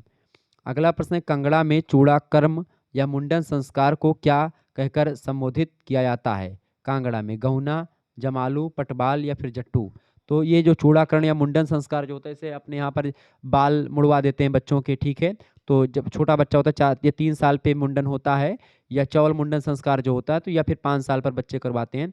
तो कांगड़ा में इसको चूड़ाकर्म संस्कार मतलब चूड़ाकरण संस्कार इसको बोलते हैं, मुंडन संस्कार उसी को बोलते हैं। तो इसको एक प्रकार से कांगड़ा में क्या बोलते हैं? इसको बोलते हैं जमालू। ठीक है, क्या बोलते हैं? जमालू। ऑप्शन नंबर इसका बी करेक्ट आंसर हो जाएगा। अगला प्रश्न है, छौमासा क्या है? बताएं, छौमासा क्या है? ऋतु संबंधित गीत है, या लोकगीत, या व्रत संबंधी लोकगीत, या अंत्येष्टि संस्कार से संबंधित लोकगीत है, या देवी देवताओं के गीत है? बताएं, छौमासा ये किस से रिलेटेड गीत है? बताएं, फटाफट से आप बताने का प्रयास करेंगे।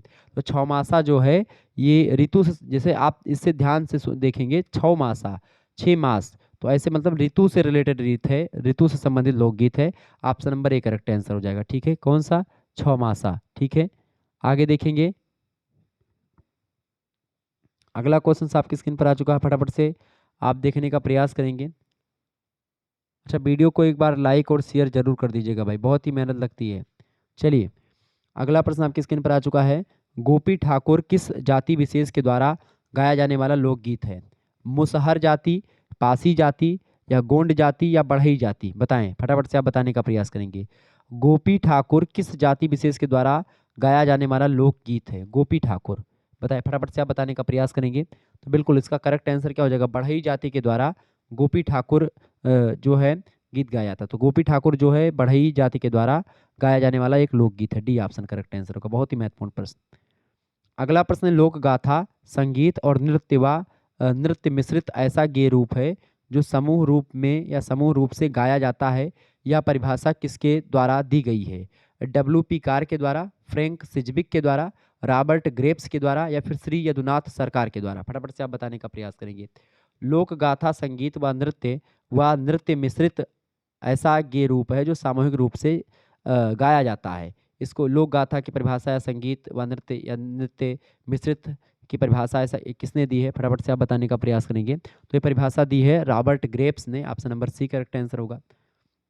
अच्छा, चट्टा नृत्य किस राज्य का लोक नृत्य है? फटाफट फटाफट से आप बताने का प्रयास करेंगे। चट्टा नृत्य की अगर मैं बात करूं तो बताएं, फटाफट से आप बताने का प्रयास करेंगे। चट्टा जो है ये किस राज्य का नृत्य है? फटाफट से आप बताएंगे। चट्टा,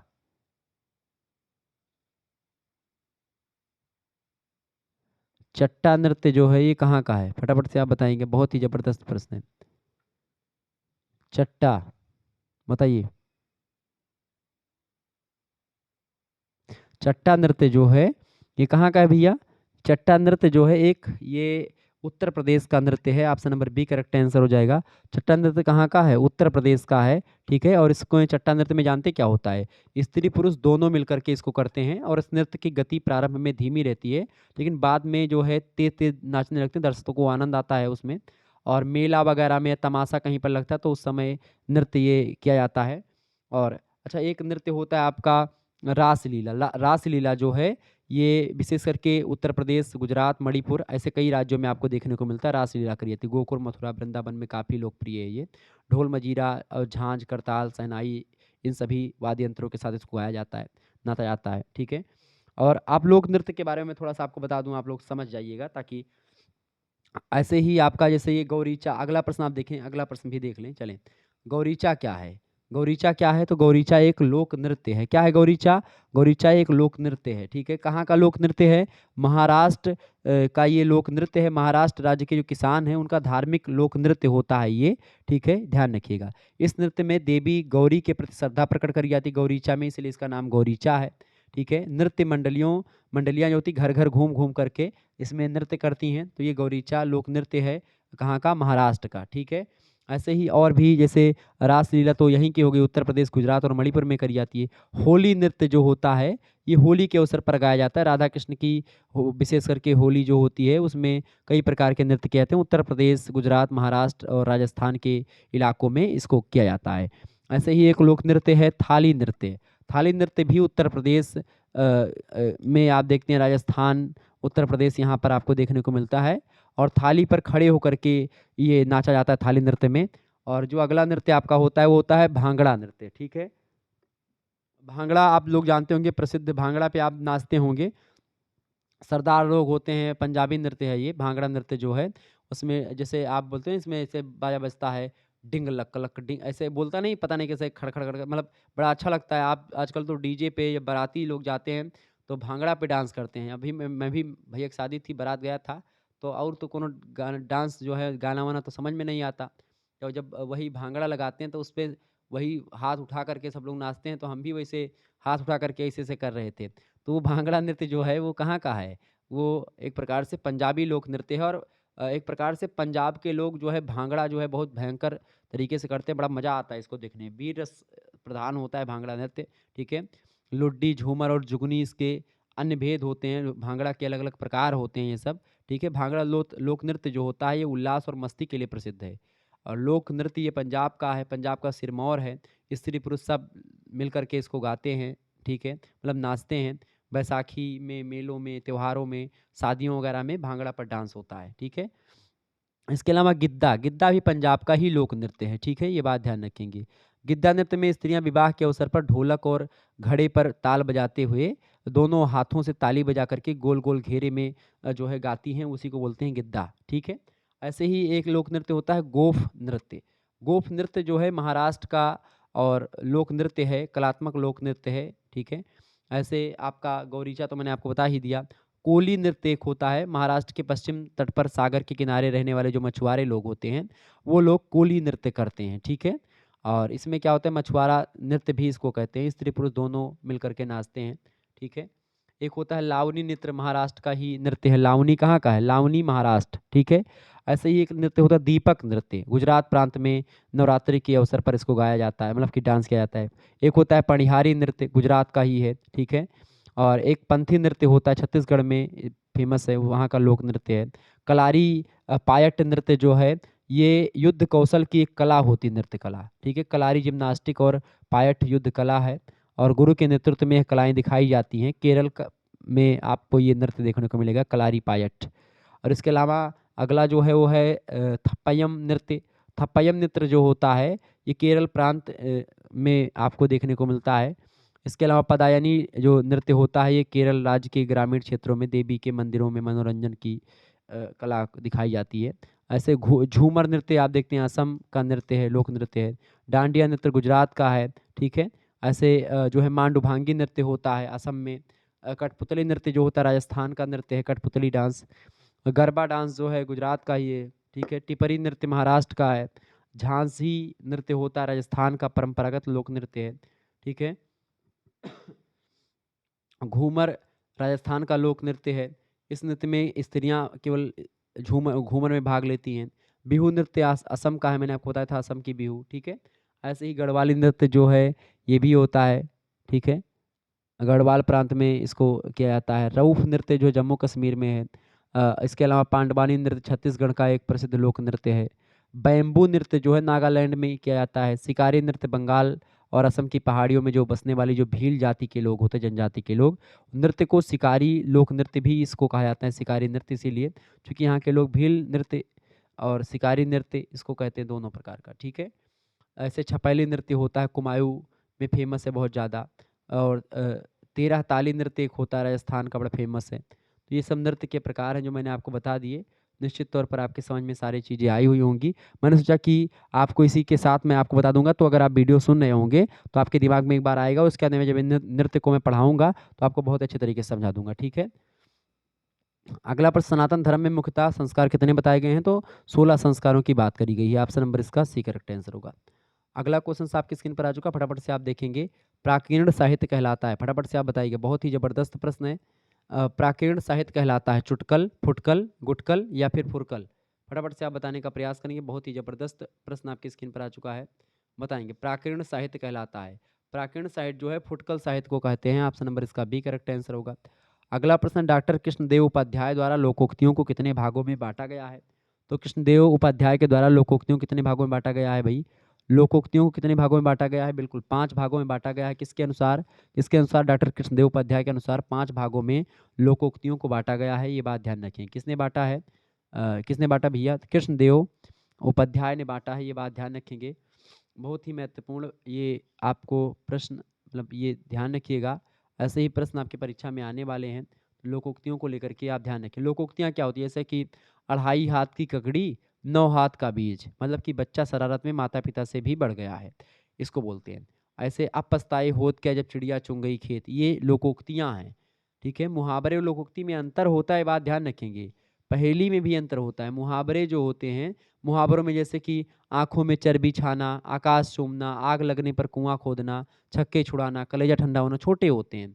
और लोकोक्तियाँ होती हैं थोड़ी बड़ी होती हैं, जैसे कि लोकोक्तियों में जैसे आप देखते हैं, का बरखा जब कृषि सुखाने, समय चुकी पुनिका पछताने, मतलब जब समय निकल जाने पर पछताना बेकार है।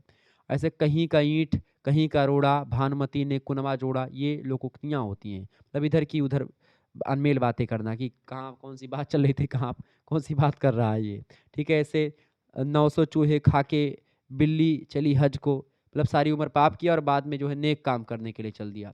तो इस तरीके से ये लोकोक्तियाँ होती हैं, ठीक है। ये बात ध्यान रखेंगे। तो समझ में आ रही होंगी चीज़ें? ओके, आगे बढ़ा जाए।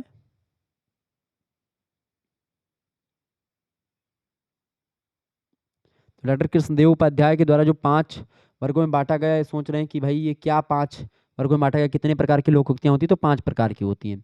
पहला, स्थान संबंधी वर्गीकरण किया उन्होंने। दूसरा, जाति संबंधी, ठीक है। स्थान संबंधी में जैसे कि का बांगर, का अन्य, का जोलाहा, का घन्ने, ऐसी जो है जो क्षेत्र विशेष के हिसाब से, जैसे बलिया के पश्चिमी क्षेत्र बांगर में अन्न की पैदावार बहुत कम है, इसलिए कहा जाता है का बांगर, का अन्य, का जोलाहा, का घन्ने। तो ये मतलब स्थान विशेष के हिसाब से। दूसरी लोकोक्तियाँ होती हैं जाति संबंधी, ठीक है। जैसे कि बामन कुकर नाऊ, ठीक है। ऐसे आपन जात देखी गुर्राऊ, ये लोकोक्तियाँ जाति विशेष को प्रकट करती हैं। तो ऐसी कुछ लोकोक्तियाँ होती हैं। तीसरी लोकोक्ति इन्होंने बताई डॉक्टर कृष्णदेव उपाध्याय ने, वो है प्रकृति और कृषि संबंधी। जैसे तमाम प्रकार की लोकोक्तियाँ होती हैं जो कि वर्षा, अकाल और ऋतु से रिलेटेड है। जैसे कि आप देखते हैं, मैं पुरवैया भादों में पछियाओ, और मतलब कि सावन में पुरवैया भादों में पछियाओ, और हर वाहे हर छोड़ के लड़का जाए जियाए, ठीक है। तो ये एक प्रकार से। ऐसे ही जो पुरवा पुरवाई पावे, सूखी सूखी नदी नाव चलावे, ये भी एक लोकोक्ति है। ऐसे ही आप देखते हैं, तीन कियारी तेरह गोड़ तब देखी आँखी के पोर, तो ये भी एक प्रकार से प्रकृति और कृषि से रिलेटेड एक जो लोकोक्तियाँ होती हैं। जो चौथी लोकोक्ति होती है वो होती है पशु और पक्षियों से रिलेटेड।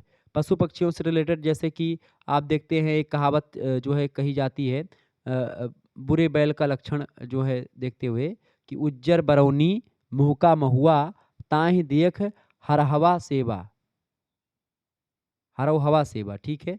मतलब कि उज्जर बरौनी मुहका महुआ, ताहि दियख हर हवा सेवा, मतलब इसी प्रकार से और कहावतें होती हैं बंदर, हाथी और घोड़े से संबंधित, ठीक है। मतलब शुभ अशुभ और गीदड़, तमाम मतलब जैसे कि आप देखते हैं, मतलब कि अच्छे और खराब बैलों की विशेषताओं के संबंध में गीदड़ कौआ के बोलने से शुभ अशुभ होता है। ऐसे लक्षण तमाम प्रकार के लोकोक्तियों में आपको देखने को मिलते हैं, ठीक है। और जो पांचवी लोकोक्तियाँ होती हैं वो प्रकीर्ण संबंधी लोकोक्तियाँ होती हैं। प्रकीर्ण संबंधी मतलब होता है, इसके अंतर्गत प्रत्येक पहलुओं, जैसे कि नीति उपदेश दिया जा रहा है, स्वास्थ्य ठीक रहने के लिए कोई विधि बताई जा रही है, कोई नीति वचन, कोई ज्ञान दिया जा रहा है, तो ये सब प्रकीर्ण संबंधी होती है। जैसे कि ओछो मंत्री राजे नासे ताल बिनासे काई, और सुक्स साहिबी फूट बिनासे घग्घा पैर बिहाई बिबाई। तो तो इस तरीके से ये प्रकीर्ण संबंधी लोकोक्तियाँ हैं। तो इस तरीके से लोकोक्तियाँ होती हैं जो अपने-अपने हिसाब से बाँटी जाती हैं, मतलब अपने-अपने हिसाब से। तो ये 5 तरीके से उन्होंने बताया डॉक्टर कृष्णदेव उपाध्याय ने। जबकि एक विद्वान और हैं, उनका नाम है डॉक्टर महादेव। डॉक्टर महादेव की अगर बात करें, उन्होंने 8 प्रकार की लोकोक्तियों की व्याख्या करी। पहले विदेशी प्रभावों का अध्ययन, दूसरा भाषा शास्त्र संबंधी लोकोक्तियाँ, तीसरा राजनीतिक कानून संबंधी, चौथा नृत्य मतलब कि नृविज्ञान संबंधी, पाँचवा नैतिक विषय संबंधी, छठा इंद्रिय विषयक, सातवां ऐतिहासिक और आठवां व्यंग्यपूर्ण। तो ऑब्जेक्टिव में प्रश्न आपसे यही पूछेगा कि डॉक्टर महादेव के अनुसार जो है, जो वैज्ञानिक वर्गीकरण उन्होंने किया है और इसका लोकोक्तियों को वर्गीकरण करने का, वो कितना किया है, तो बताएंगे 8 तरीके से। लेकिन अगर आपसे पूछे कि डॉक्टर कृष्णदेव उपाध्याय के द्वारा लोकोक्तियों को कितने भागों में बांटा गया, तो 5 भागों में बांटा गया। देखिए प्रश्न अगला है, अढ़ाई हाथ की ककड़ी 9 हाथ का बीज, इस लोकोक्ति का क्या अर्थ है? बताइए। अढ़ाई हाथ की ककड़ी 9 हाथ का बीज, इसका मतलब होता है बच्चा शरारत में अपने माता पिता से भी आगे निकल जाए तब ऐसा कहा जाता है। ऑप्शन नंबर इसका ए करेक्ट आंसर हो जाएगा। समय निकल जाने पर जो है पछताने बेकार है, तो ये होता है कि समय चुकी पुनिका पछताने, मतलब का बरसा जब कृषि कृषि सुखाने, समय चुकी पुनिका पछताने। इधर उधर की अनमेल बातें करना, इधर उधर की अनमेल बातें करना का मतलब क्या होता है, जैसे कहीं का ईंट कहीं का रोड़ा, भानुमति ने कुनवा जोड़ा।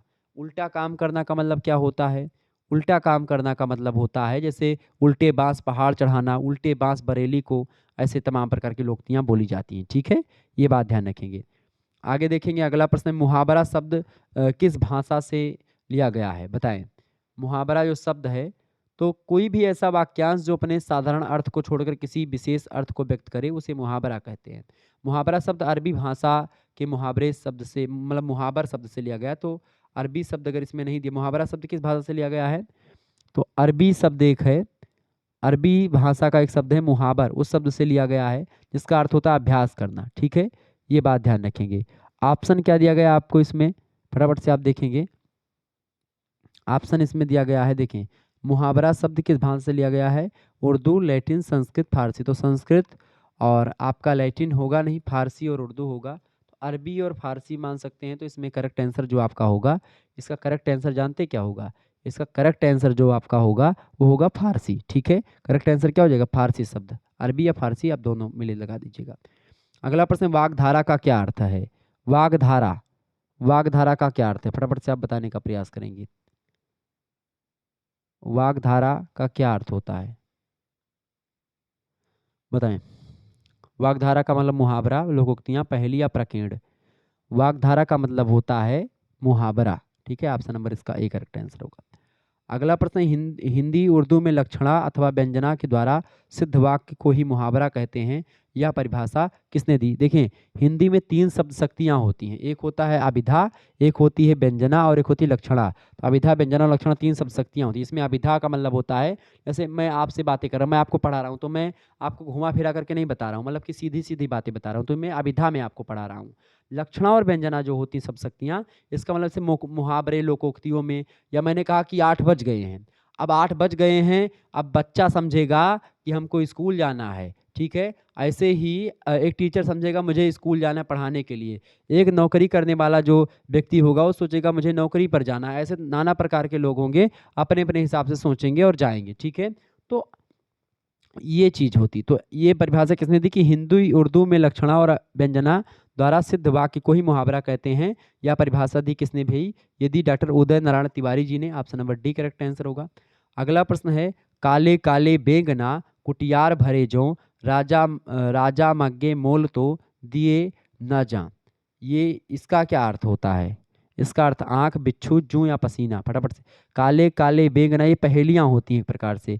कई पहेलियां आपको देखने को मिलेंगी, बिन बूझ पहेलियां, ऐसे तमाम प्रकार की पहेलियां मिलेंगी। ठीक है, जैसे आगे आगे बहिना आई, पीछे पीछे भैया, और दांत निकाले बाबा आए, बुरका ओढ़े मैया। ये बताएं क्या होता है? ये दोहा पहेली है, ये भुट्टा इसको कहा जाता है। ठीक है, मतलब भुट्टा में क्या होता है, आगे आगे बहिना आई, ठीक है, पीछे पीछे भैया आए, मतलब पहले वो निकला, पेड़ निकला, उसके बाद में फिर वो चीज़ें निकली। फिर दांत निकाले बाबा आए, मतलब दांत निकलने लगा, फिर भुट्टा में दाल बाल निकले। बुरका ओढ़े मैया, मतलब एकदम जो ऊपर की खाल होती है उसकी, वो भुट्टा हो गया। ऐसे ही एक नारी के हैं 2 बालक, दोनों एक ही रंग, और एक फिरे एक ठाढ़ा रहे, फिर भी दोनों संग। ये क्या होता है? चक्की होता है। एक नारी के दो बालक हैं, एक नीचे वाला एक ऊपर वाला, दोनों का रंग भी एक है। एक फिरे एक ठाड़ रहे, मतलब कि नीचे वाला पोर्शन रुका रहता है, ऊपर वाला चलता रहता है। और जो है फिर भी दोनों संग, मतलब दोनों साथ ही रहते हैं, दोनों चलते हैं फिर भी दोनों साथ ही रहते हैं। तो ये होता है आपका मतलब पहेली। तो ऐसे ये भी पूछा गया आपका कि काले काले, क्या पूछा गया भैया ये, कि काले काले बेंगना कुटियार भरे जा, राजा मांगे मोल तो दिए न जा। ये जो है किसने, मतलब कि ये इसका क्या मतलब है, इसका क्या अर्थ है। बढ़िया, ये बढ़िया प्रश्न पूछा गया है आपसे। तो इसका अर्थ क्या होता है बताएं। आंख जूं पसीना या बिच्छू, तो काले काले बेंगना कुटियार भरे जा। करेक्ट आंसर आप सभी को थोड़ा थोड़ा आ रहा होगा। बिल्कुल, काले काले बेंगना कुटियार भरे जा, बिच्छू नहीं होगा। तो काहे परेशान हो रहे हैं। राजा मांगे मोल तो दिए न जा। अब बिच्छू अगर राजा मोल में मांगेगा तो आप दे पाओगे, जुआ भी आप दे पाओगे मांगेगा, पसीना भी आप राजा के लिए बहा दोगे, लेकिन आंख आप दे पाओगे राजा मांगेगा। देखिए, काले काले बेगना, काली काली आंखें होती हैं, कुटियार भरे जा, उसमें जो है मतलब आंसू भी होते हैं। राजा मांगे मोल तो दिए न जा, मतलब आंसू आप, या एक प्रकार से आंखें कोई मांगे आंसू मांगे तो आप नहीं दे पाओगे उसको। तो आंख इसका करेक्ट आंसर हो जाएगा, ए ऑप्शन। ठीक है, इस तरीके से आपसे तमाम प्रकार की पहेलियां पूछी जाएंगी। पहेलियों को लेकर के अगर मैं आपको बताऊं तो कई सारी पहेलियां मैं आपको समझा सकता हूं, जैसे कि एक एक थाल मोती से भरा, सबके सर पर औधा धरा, चारों ओर वह थाली फिरे मोती उसमें से एक ना गिरे, ये आसमान होता है। ऐसे ही एक नार कुएं में रहे, बांका नीर खेत में बहे, जो कोई बांके नीर को चाखे, जीवन की आस न राखे, तलवार होती वो। ऐसे तमाम प्रकार की पहेलियां हैं। जब मैं आपको पहेलियां पढ़ाऊंगा तो उस पहेलियों के बारे में, अमीर खुसरो जो है वो पहेलियों के बारे में बड़ी तमाम प्रकार की चीज़ें बताते हैं। तो अमीर खुसरो से संबंधित पहेलियां तमाम प्रकार की मैं आपको बताऊंगा। ठीक है, ये अमीर खुसरो की पहेली है कि एक एक थाल मोती से भरा, ये अमीर खुसरो की पहेलियां, आसमान जिसका उत्तर होता है। आगे देखेंगे, अगला क्वेश्चन आपकी स्क्रीन पर आ चुका, फटाफट से आप देखेंगे। बहुत ही जबरदस्त प्रश्न परीक्षा की दृष्टि से आपके आ चुका है। वीडियो को लाइक और चैनल पर अगर नए हैं तो सब्सक्राइब जरूर कर दीजिएगा। ठीक है, चलिए, प्रश्न आपकी स्क्रीन पर आ चुका है। लोक संस्कृति का धर्म तत्व से घनिष्ठ संबंध है। लोक संस्कृति के प्रमुख लोक तत्व एनिज्म, इंसेस्टर वर्शिप तथा मैजिक आदि का आदि मूल विश्वास धर्म की मूल प्रवृत्तियां हैं। लोक संस्कृति द्वारा ही धर्म को सरलता से समझा जा सकता है। यह परिभाषा किसने दी है। बड़ा ही जबरदस्त प्रश्न है, फटाफट से आप बताने का प्रयास करेंगे। तो ये परिभाषा किसने दी भाई। लोक संस्कृति की परिभाषा किसने दी है। बिल्कुल, बहुत बढ़िया, ये परिभाषा दी है डॉक्टर जो है उप्रेती ने। ऑप्शन नंबर इसका ए करेक्ट आंसर हो जाएगा। ओके, आगे देखिएगा, अगला क्वेश्चन है। ईस्टर्न बंगाली बैलेड्स नामक लोक कथाओं को किसके द्वारा प्रकाशित किया गया। तो ईस्टर्न बंगाली बैलेड्स नामक जो लोक कथाएं हैं ये प्रकाशित करवाएंगे किसके द्वारा भैया, डॉक्टर दिनेश चंद्र सेन के द्वारा। ऑप्शन नंबर इसका सी करेक्ट आंसर होगा। अगला प्रश्न है, वीरगाथाओं, प्रेम गीतों एवं पहेलियों पर W.T. डेम्स द्वारा लिखित संग्रह पॉपुलर पोएट्री ऑफ बिल्लो चीज नाम के शीर्षक के साथ कब प्रकाशित हुआ। तो ये कब प्रकाशित हुआ भैया, कौन सी, पॉपुलर पोएट्री ऑफ बिल्लो चीज, इसके नाम से किसके द्वारा लिखित है ये W.T. डेम्स के द्वारा लिखित है। ये क्या है, ये वीर गाथाओं, प्रेम गीतों और पहेलियों का एक तरीके से संग्रह है। ये प्रकाशित कब हुआ, प्रश्न ये पूछा गया है। तो प्रकाशित हुआ है ये 1907 में। Option number B correct answer होगा। अगला प्रश्न आपकी स्क्रीन पर आ चुका है। खड़ी बोली को और किस नाम से संबोधित किया जा सकता है। खड़ी बोली की अगर बात करें तो खड़ी बोली को और किस नाम से संबोधित किया जा सकता है भैया। खड़ी बोली को और किस नाम से, कौरवी नाम से भी संबोधित किया जा सकता है। खड़ी बोली जो है ये जो है पश्चिमी हिंदी की बोली है। अगला प्रश्न है, बांगरू क्या है। बांगरू क्या है, हरियाणवी बोली, ब्रजभाषा, कन्नौजी या बुंदेली। बांगरू जानते कौन सी बोली है। बांगरू आपकी हरियाणवी बोली है। ऑप्शन नंबर इसका ए करेक्ट आंसर होगा। अगला प्रश्न है, बघेली के अन्य नाम से, बघेली जो है पूर्वी हिंदी की बोली, अवधी, बघेली, छत्तीसगढ़ी। तो अवधी के अन्य नाम, मतलब बघेली के अन्य नाम क्या है। अब बघेली के अन्य नाम है रिमही, गमाई, गंगाई, केवोत, ये सब नाम जो है बघेली के। ऑप्शन नंबर डी लगा देंगे। अगला प्रश्न है, पूर्वी संभलपुर के पास छत्तीसगढ़ी भाषा को किस नाम से जाना जाता है। बढ़िया प्रश्न है, तो ऐसे प्रश्न आपसे पूछेंगे और ये प्रश्नों को बताऊंगा। बताएं, पूर्वी संभलपुर के पास छत्तीसगढ़ी भाषा को किस नाम से जाना जाता है। तो किस नाम से जानते हैं भैया उसको, उसको जानते हैं लरिया के नाम से। किस नाम से, लरिया के नाम से। ऑप्शन नंबर इसका सी करेक्ट आंसर हो जाएगा। मालवी बोली को अन्य किस नाम से जाना जाता है, बताएं। मालवी बोली को अन्य किस नाम से जाना जाता है? तो मालवी बोली को अवंती के नाम से भी जानते हैं। Option number A correct answer होगा। अब बताएं, मैथिली हिंदी प्रदेश की किस उपभाषा की एक बोली है? देखिए, जो पूर्वी हिंदी उसकी अवधि बघेली छत्तीसगढ़ी है, ठीक है। तो अवधि हिंदी तो होती नहीं, अवधि एक बोली है, ये पूर्वी हिंदी के अंतर्गत आती है, ठीक है। मालवी हिंदी के अंतर्गत मैथिली नहीं आती। बिहारी हिंदी के अंतर्गत तीन बोलियां आती हैं, मैथिली, मगही और भोजपुरी, ठीक है। तो करेक्ट आंसर क्या हो जाएगा? मैथिली हिंदी जो है ये बिहारी हिंदी की मतलब बिहारी हिंदी एक उपभाषा इसकी बोली है। Option number B correct answer हो जाएगा। बघेली बोली किस क्षेत्र की बोली है? बताएं, रांची, जबलपुर, जोधपुर या सिलगुड़ी? बताएं, फटाफट से आप बताएंगे। बघेली, बघेली एक प्रकार से अगर मैं आपको बताऊं तो ये पूर्वी हिंदी की बोली है। अवधी, बघेली, छत्तीसगढ़ी तीन बोलियां हैं ये पूर्वी हिंदी उपभाषा की। तो बताइए, जो बघेली है ये किस क्षेत्र में बोली जाती है? बघेली जो बोली जाती है ये बोली जाती है जबलपुर के साइड में, ठीक है। Option number D correct answer होगा। अगला प्रश्न, निम्नलिखित विकल्पों में से ब्रजभाषा का केंद्रीय क्षेत्र कौन सा है? ब्रजभाषा का जो केंद्रीय क्षेत्र है ये कौन सा है? अयोध्या तो अवधि का है, ठीक है। द्वारका होगा नहीं। इसमें करेक्ट आंसर क्या? ब्रजभाषा का जो केंद्रीय क्षेत्र है वो कौन सा होगा? ब्रजभाषा का जो केंद्रीय क्षेत्र है वो आपका मथुरा होगा। बिल्कुल करेक्ट आंसर है बी ऑप्शन। अगला प्रश्न है, निबट्टा इनमें से किसकी उपबोली है? निबट्टा किसकी उपबोली भैया? कौरवी, अवधी या छत्तीसगढ़ी या बघेली की? निबट्टा जो है, निबट्टा की अगर बात करें तो निबट्टा जो है ये बघेली की उपबोली है, बघेली की उपबोली है निबट्टा। अगला प्रश्न है, अवधी तथा बघेली किस उपभाषा के अंतर्गत आती हैं? तो अवधी, बघेली और छत्तीसगढ़ी ये तीनों पूर्वी हिंदी की बोलियां हैं। ऑप्शन नंबर इसका सी करेक्ट आंसर हो जाएगा। अगला प्रश्न है, ब्रजभाषा का विकास किस अपभ्रंश से हुआ है? ब्रजभाषा का विकास देखें, देखिए जो ब्रजभाषा का विकास हुआ है वो किस अपभ्रंश से हुआ है भैया? वो हुआ है सौरसेनी अपभ्रंश से। ब्रजभाषा का विकास सौरसेनी अपभ्रंश से हुआ है। आपसे पूछेगा जो बिहारी हिंदी है या जो भोजपुरी है उसका विकास किस अपभ्रंश से हुआ? तो बिहारी हिंदी की जितनी भी बोलियां हैं वो मागधी से उनका जो है उत्पत्ति हुई। अर्ध मागधी से जो पूर्वी हिंदी की बोलियां हैं उनका उत्पत्ति हुई। पूर्वी हिंदी की अवधी, बघेली, छत्तीसगढ़ी, अर्ध मागधी से सौरसेनी अपभ्रंश से जो है ब्रजभाषा का विकास हुआ। या जो पश्चिमी हिंदी की बोलियां हैं सौरसेनी अपभ्रंश से अधिकतर हुई हैं। मागधी अपभ्रंश से आप देखेंगे बिहार की जितनी बोलियां तीनों मैथिली, मगही, भोजपुरी इनकी है। और ब्राचट जो है आपका ये पहाड़ी या राजस्थानी का है। इसको थोड़ा सा देख लेंगे, ठीक है। तो इस तरीके से आप लोगों ने देखा। अच्छा, मारवाड़ी जो है वे किस उपभाषा की बोली है भाई? मारवाड़ी जो है ये किसकी है? ये राजस्थानी की है, ठीक है। ये बात ध्यान रखेंगे, ओके। मेवाती भी राजस्थान की है, ठीक है। मेवाती, मारवाड़ी ये सब क्लियर हो गया आपका। आगे बढ़िए और भी चीज़ों को जानने का प्रयास करते हैं। अगला क्वेश्चन आपके स्क्रीन पर आ चुका, फटाफट से आप देखेंगे। बहुत ही जबरदस्त प्रश्न है, परीक्षा की दृष्टि से आप बताइएगा। देखिए प्रश्न है आपका, प्रश्न है, खड़ी बोली का प्रयोग सर्वप्रथम साहित्यिक गद्य के रूप में किसने किया? बताएंगे किसने किया भाई? तो किसने किया है? लल्लू लाल जी ने किया। Option number C correct answer हो जाएगा। आधुनिक खड़ी बोली गद्य की परंपरा को प्रतिष्ठित करने का श्रेय किसको जाता है?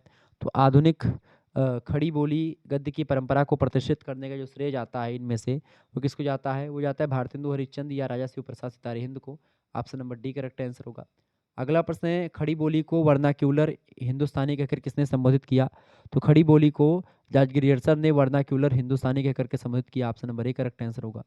अगला प्रश्न आपसे बन सकता है एग्जाम में, खड़ी बोली को अन्य किस नाम से जाना जाता है? खड़ी बोली को और किस नाम से जानते हैं? फटाफट से आप बताने का प्रयास करेंगे। तो खड़ी बोली को और किस नाम से जानते हैं? रेखता, हिंदुई, दक्षिणी, इन सभी के नाम से जानते हैं। Option number D correct answer होगा। अगला प्रश्न है, क्या उस समय भाषा घिस करके इतनी चिकनी हो गई थी जितनी अमीर खुसरो की पहेलियों में मिलती है? या कथन किसके द्वारा रेखांकित किया गया है? फटाफट से आप बताएंगे। या कथन जो रेखांकित किया गया है ये किसके द्वारा रेखांकित किया गया भैया? फटाफट से आप बताने का प्रयास करेंगे। तो ये रेखांकित किया गया किसके द्वारा? ये रेखांकित किया गया है आचार्य रामचंद्र शुक्ल के द्वारा। Option number C correct answer होगा। अगला प्रश्न आप देखेंगे, आचार्य महावीर प्रसाद द्विवेदी द्वारा सरस्वती पात्रिका के संपादन का कार्यभार कब ग्रहण किया गया है? तो आचार्य महावीर प्रसाद द्विवेदी जी ने 1903 ईस्वी में सरस्वती पात्रिका का संपादन किया। इससे पहले श्याम सुंदर दास जो है उस पात्रिका का संपादन कर रहे थे। और इसके बाद से ही आप देखते हैं भाषा का जो या हिंदी जो है खड़ी बोली का विकास जो है और अच्छे तरीके से या उसका संवर्धन और उसका एक प्रकार से जो अच्छा रूप है वो सामने आया, ठीक है। आगे देखेंगे, अगला क्वेश्चन आपकी स्क्रीन पर आ चुका, फटाफट से देखने का प्रयास करेंगे। बहुत ही जबरदस्त प्रश्न है। कब से कब तक का समय द्विवेदी युग का समय कहलाता है? फटाफट से आप बताएंगे। कब से कब तक का समय द्विवेदी युग का समय कहलाता है? देखिए इसमें से जो करेक्ट आंसर हो जाएगा 1900 से लेकर के 1920 का जो समय काल है वही करेक्ट आंसर हो जाएगा, बी ऑप्शन। ठीक है, द्विवेदी युग कहा जाता है इसको। महावीर प्रसाद द्विवेदी के समय को ही कहा जाता है। अगला प्रश्न है, काव्य में प्रयोगवाद युग का आगमन कब हुआ? प्रयोगवाद का आगमन जो हुआ है वो कब हुआ है, प्रश्न पूछा गया है। तो प्रयोगवाद जो है ये 1943 में जो है जब तार सप्तकों का प्रकाशन, मतलब पहला प्रथम तार सप्तक का प्रकाशन होता है, अज्ञे ने करवाया, तो वहीं से शुरू हो जाता है। तो ऑप्शन नंबर इसका क्या करेक्ट आंसर हो जाएगा? ए ऑप्शन करेक्ट आंसर हो जाएगा इसका। फटाफट से आप लगा देंगे 1943। देखिए सबसे पहली बात हिंदी में आपको मैं बता दूं। देखिए सबसे पहला जो युग होता है आपका आदिकाल। आदिकाल की बात की है तो आप देखेंगे 1000 ईस्वी से लेकर के लगभग जो है आपका 1300-1400 तक आपका लगभग आता है वो अवधि। उसके बाद में फिर कुछ समय के लिए 1600 तक आप देखेंगे, 1600 तक लगभग आपका आता है, 1643 से 1600 तक आपका आता है जो है आपका ये क्या बोलते हैं भक्ति काल। भक्ति काल के बाद में रीति काल आपका 1600 से लेकर के 1850 तक आता है। और 1850 के बाद या 1843 के बाद में 1850 के बाद बेसिकली अगर देखें तो आपका आधुनिक काल शुरू होता है। तो 1850 में आप देखते हैं भारतेंदु युग 1850 से लेकर के 1900 का जो समय काल है भारतेंदु युग के नाम से जाना जाता है। ठीक है, इसके बाद में 1900 से लेकर के 1920 आप मान सकते हैं द्विवेदी युग का समय है। ठीक है, और 1920 ईस्वी से लेकर के आप देखेंगे 1900 जो है कब तक 1920 से लेकर के 1936 का जो समय काल है ये आपका समय काल है किसका किसका समय काल है भैया? ये छायावाद का समय काल है 1936 से लेकर के 1943 तक। ठीक है, ये आपका प्रगतिवाद का समय काल है। और 1943 से लेकर के 1900 जो है 53 या 54 तक, लगभग 54 तक। ठीक है, 53 या 54 तक आपका लगभग 10-11 सालों का समय प्रयोगवाद का रहा है।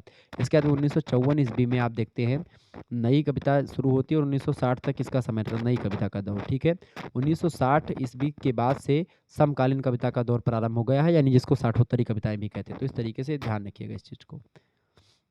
भोजपुरी की कितनी बोलियां हैं? फटाफट से आप बताएंगे। भोजपुरी की कितनी, 2 बोलियां हैं, 6 बोलियां हैं, 4 बोलियां, 9 बोलियां हैं भोजपुरी की? तो भोजपुरी की अगर उपबोलियों की अगर बात करें तो भोजपुरी की 4 उपबोलियां हैं। ऑप्शन नंबर इसका बी करेक्ट आंसर हो जाएगा। किसकी? भोजपुरी की 4 उपबोलियां हैं, ये बात ध्यान रखेंगे। ओके, भोजपुरी के बारे में आपको पढ़ना है, लोक साहित्य के बारे में। ठीक है,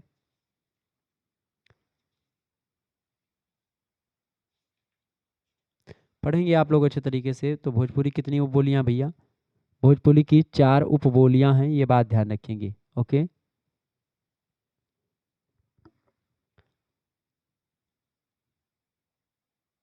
चारों बोलियां कौन कौन सी हैं? एक है उत्तरी भोजपुरी जिसको थारू भोजपुरी भी इसके अंतर्गत आती है। दूसरी है दक्षिणी भोजपुरी जो परिनिष्ठित रूप है वो। और तीसरी है पश्चिमी भोजपुरी। और चौथी आपकी नगपुरिया। ठीक है, ये बात ध्यान रखेंगे। इसके अलावा भी और तमाम सारी भाषाएं उसमें शामिल हैं। तो मतलब लेकिन जैसे ये सोनपारी, बगरही, थारू, मधेसी, छपरिया और सखरिया, सारन बोली, गोरखपुरी, ये सब भोजपुरी की मतलब कि उपबोलियां हैं, लेकिन 4 मुख्य रूप से हैं। ठीक है, ये बात ध्यान रखेंगे।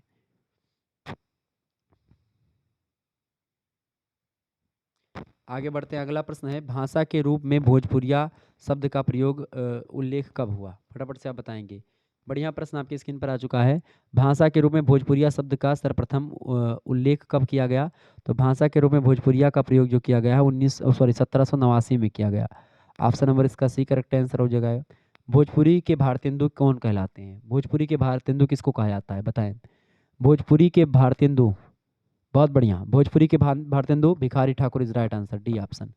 लास्ट क्वेश्चन इस वीडियो का, बैताल पचीसी 1489 में लिखी गई, इसके रचयिता कौन है? बैताल पचीसी के रचनाकार कौन है? बहुत ही बढ़िया प्रश्न है।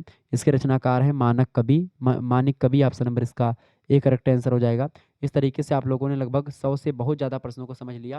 और इसमें लगभग और लगभग एक प्रकार से ये एक ऐसी वीडियो है जिसमें मैंने आपको समझा करके बहुत सारी चीज़ों को बताया है।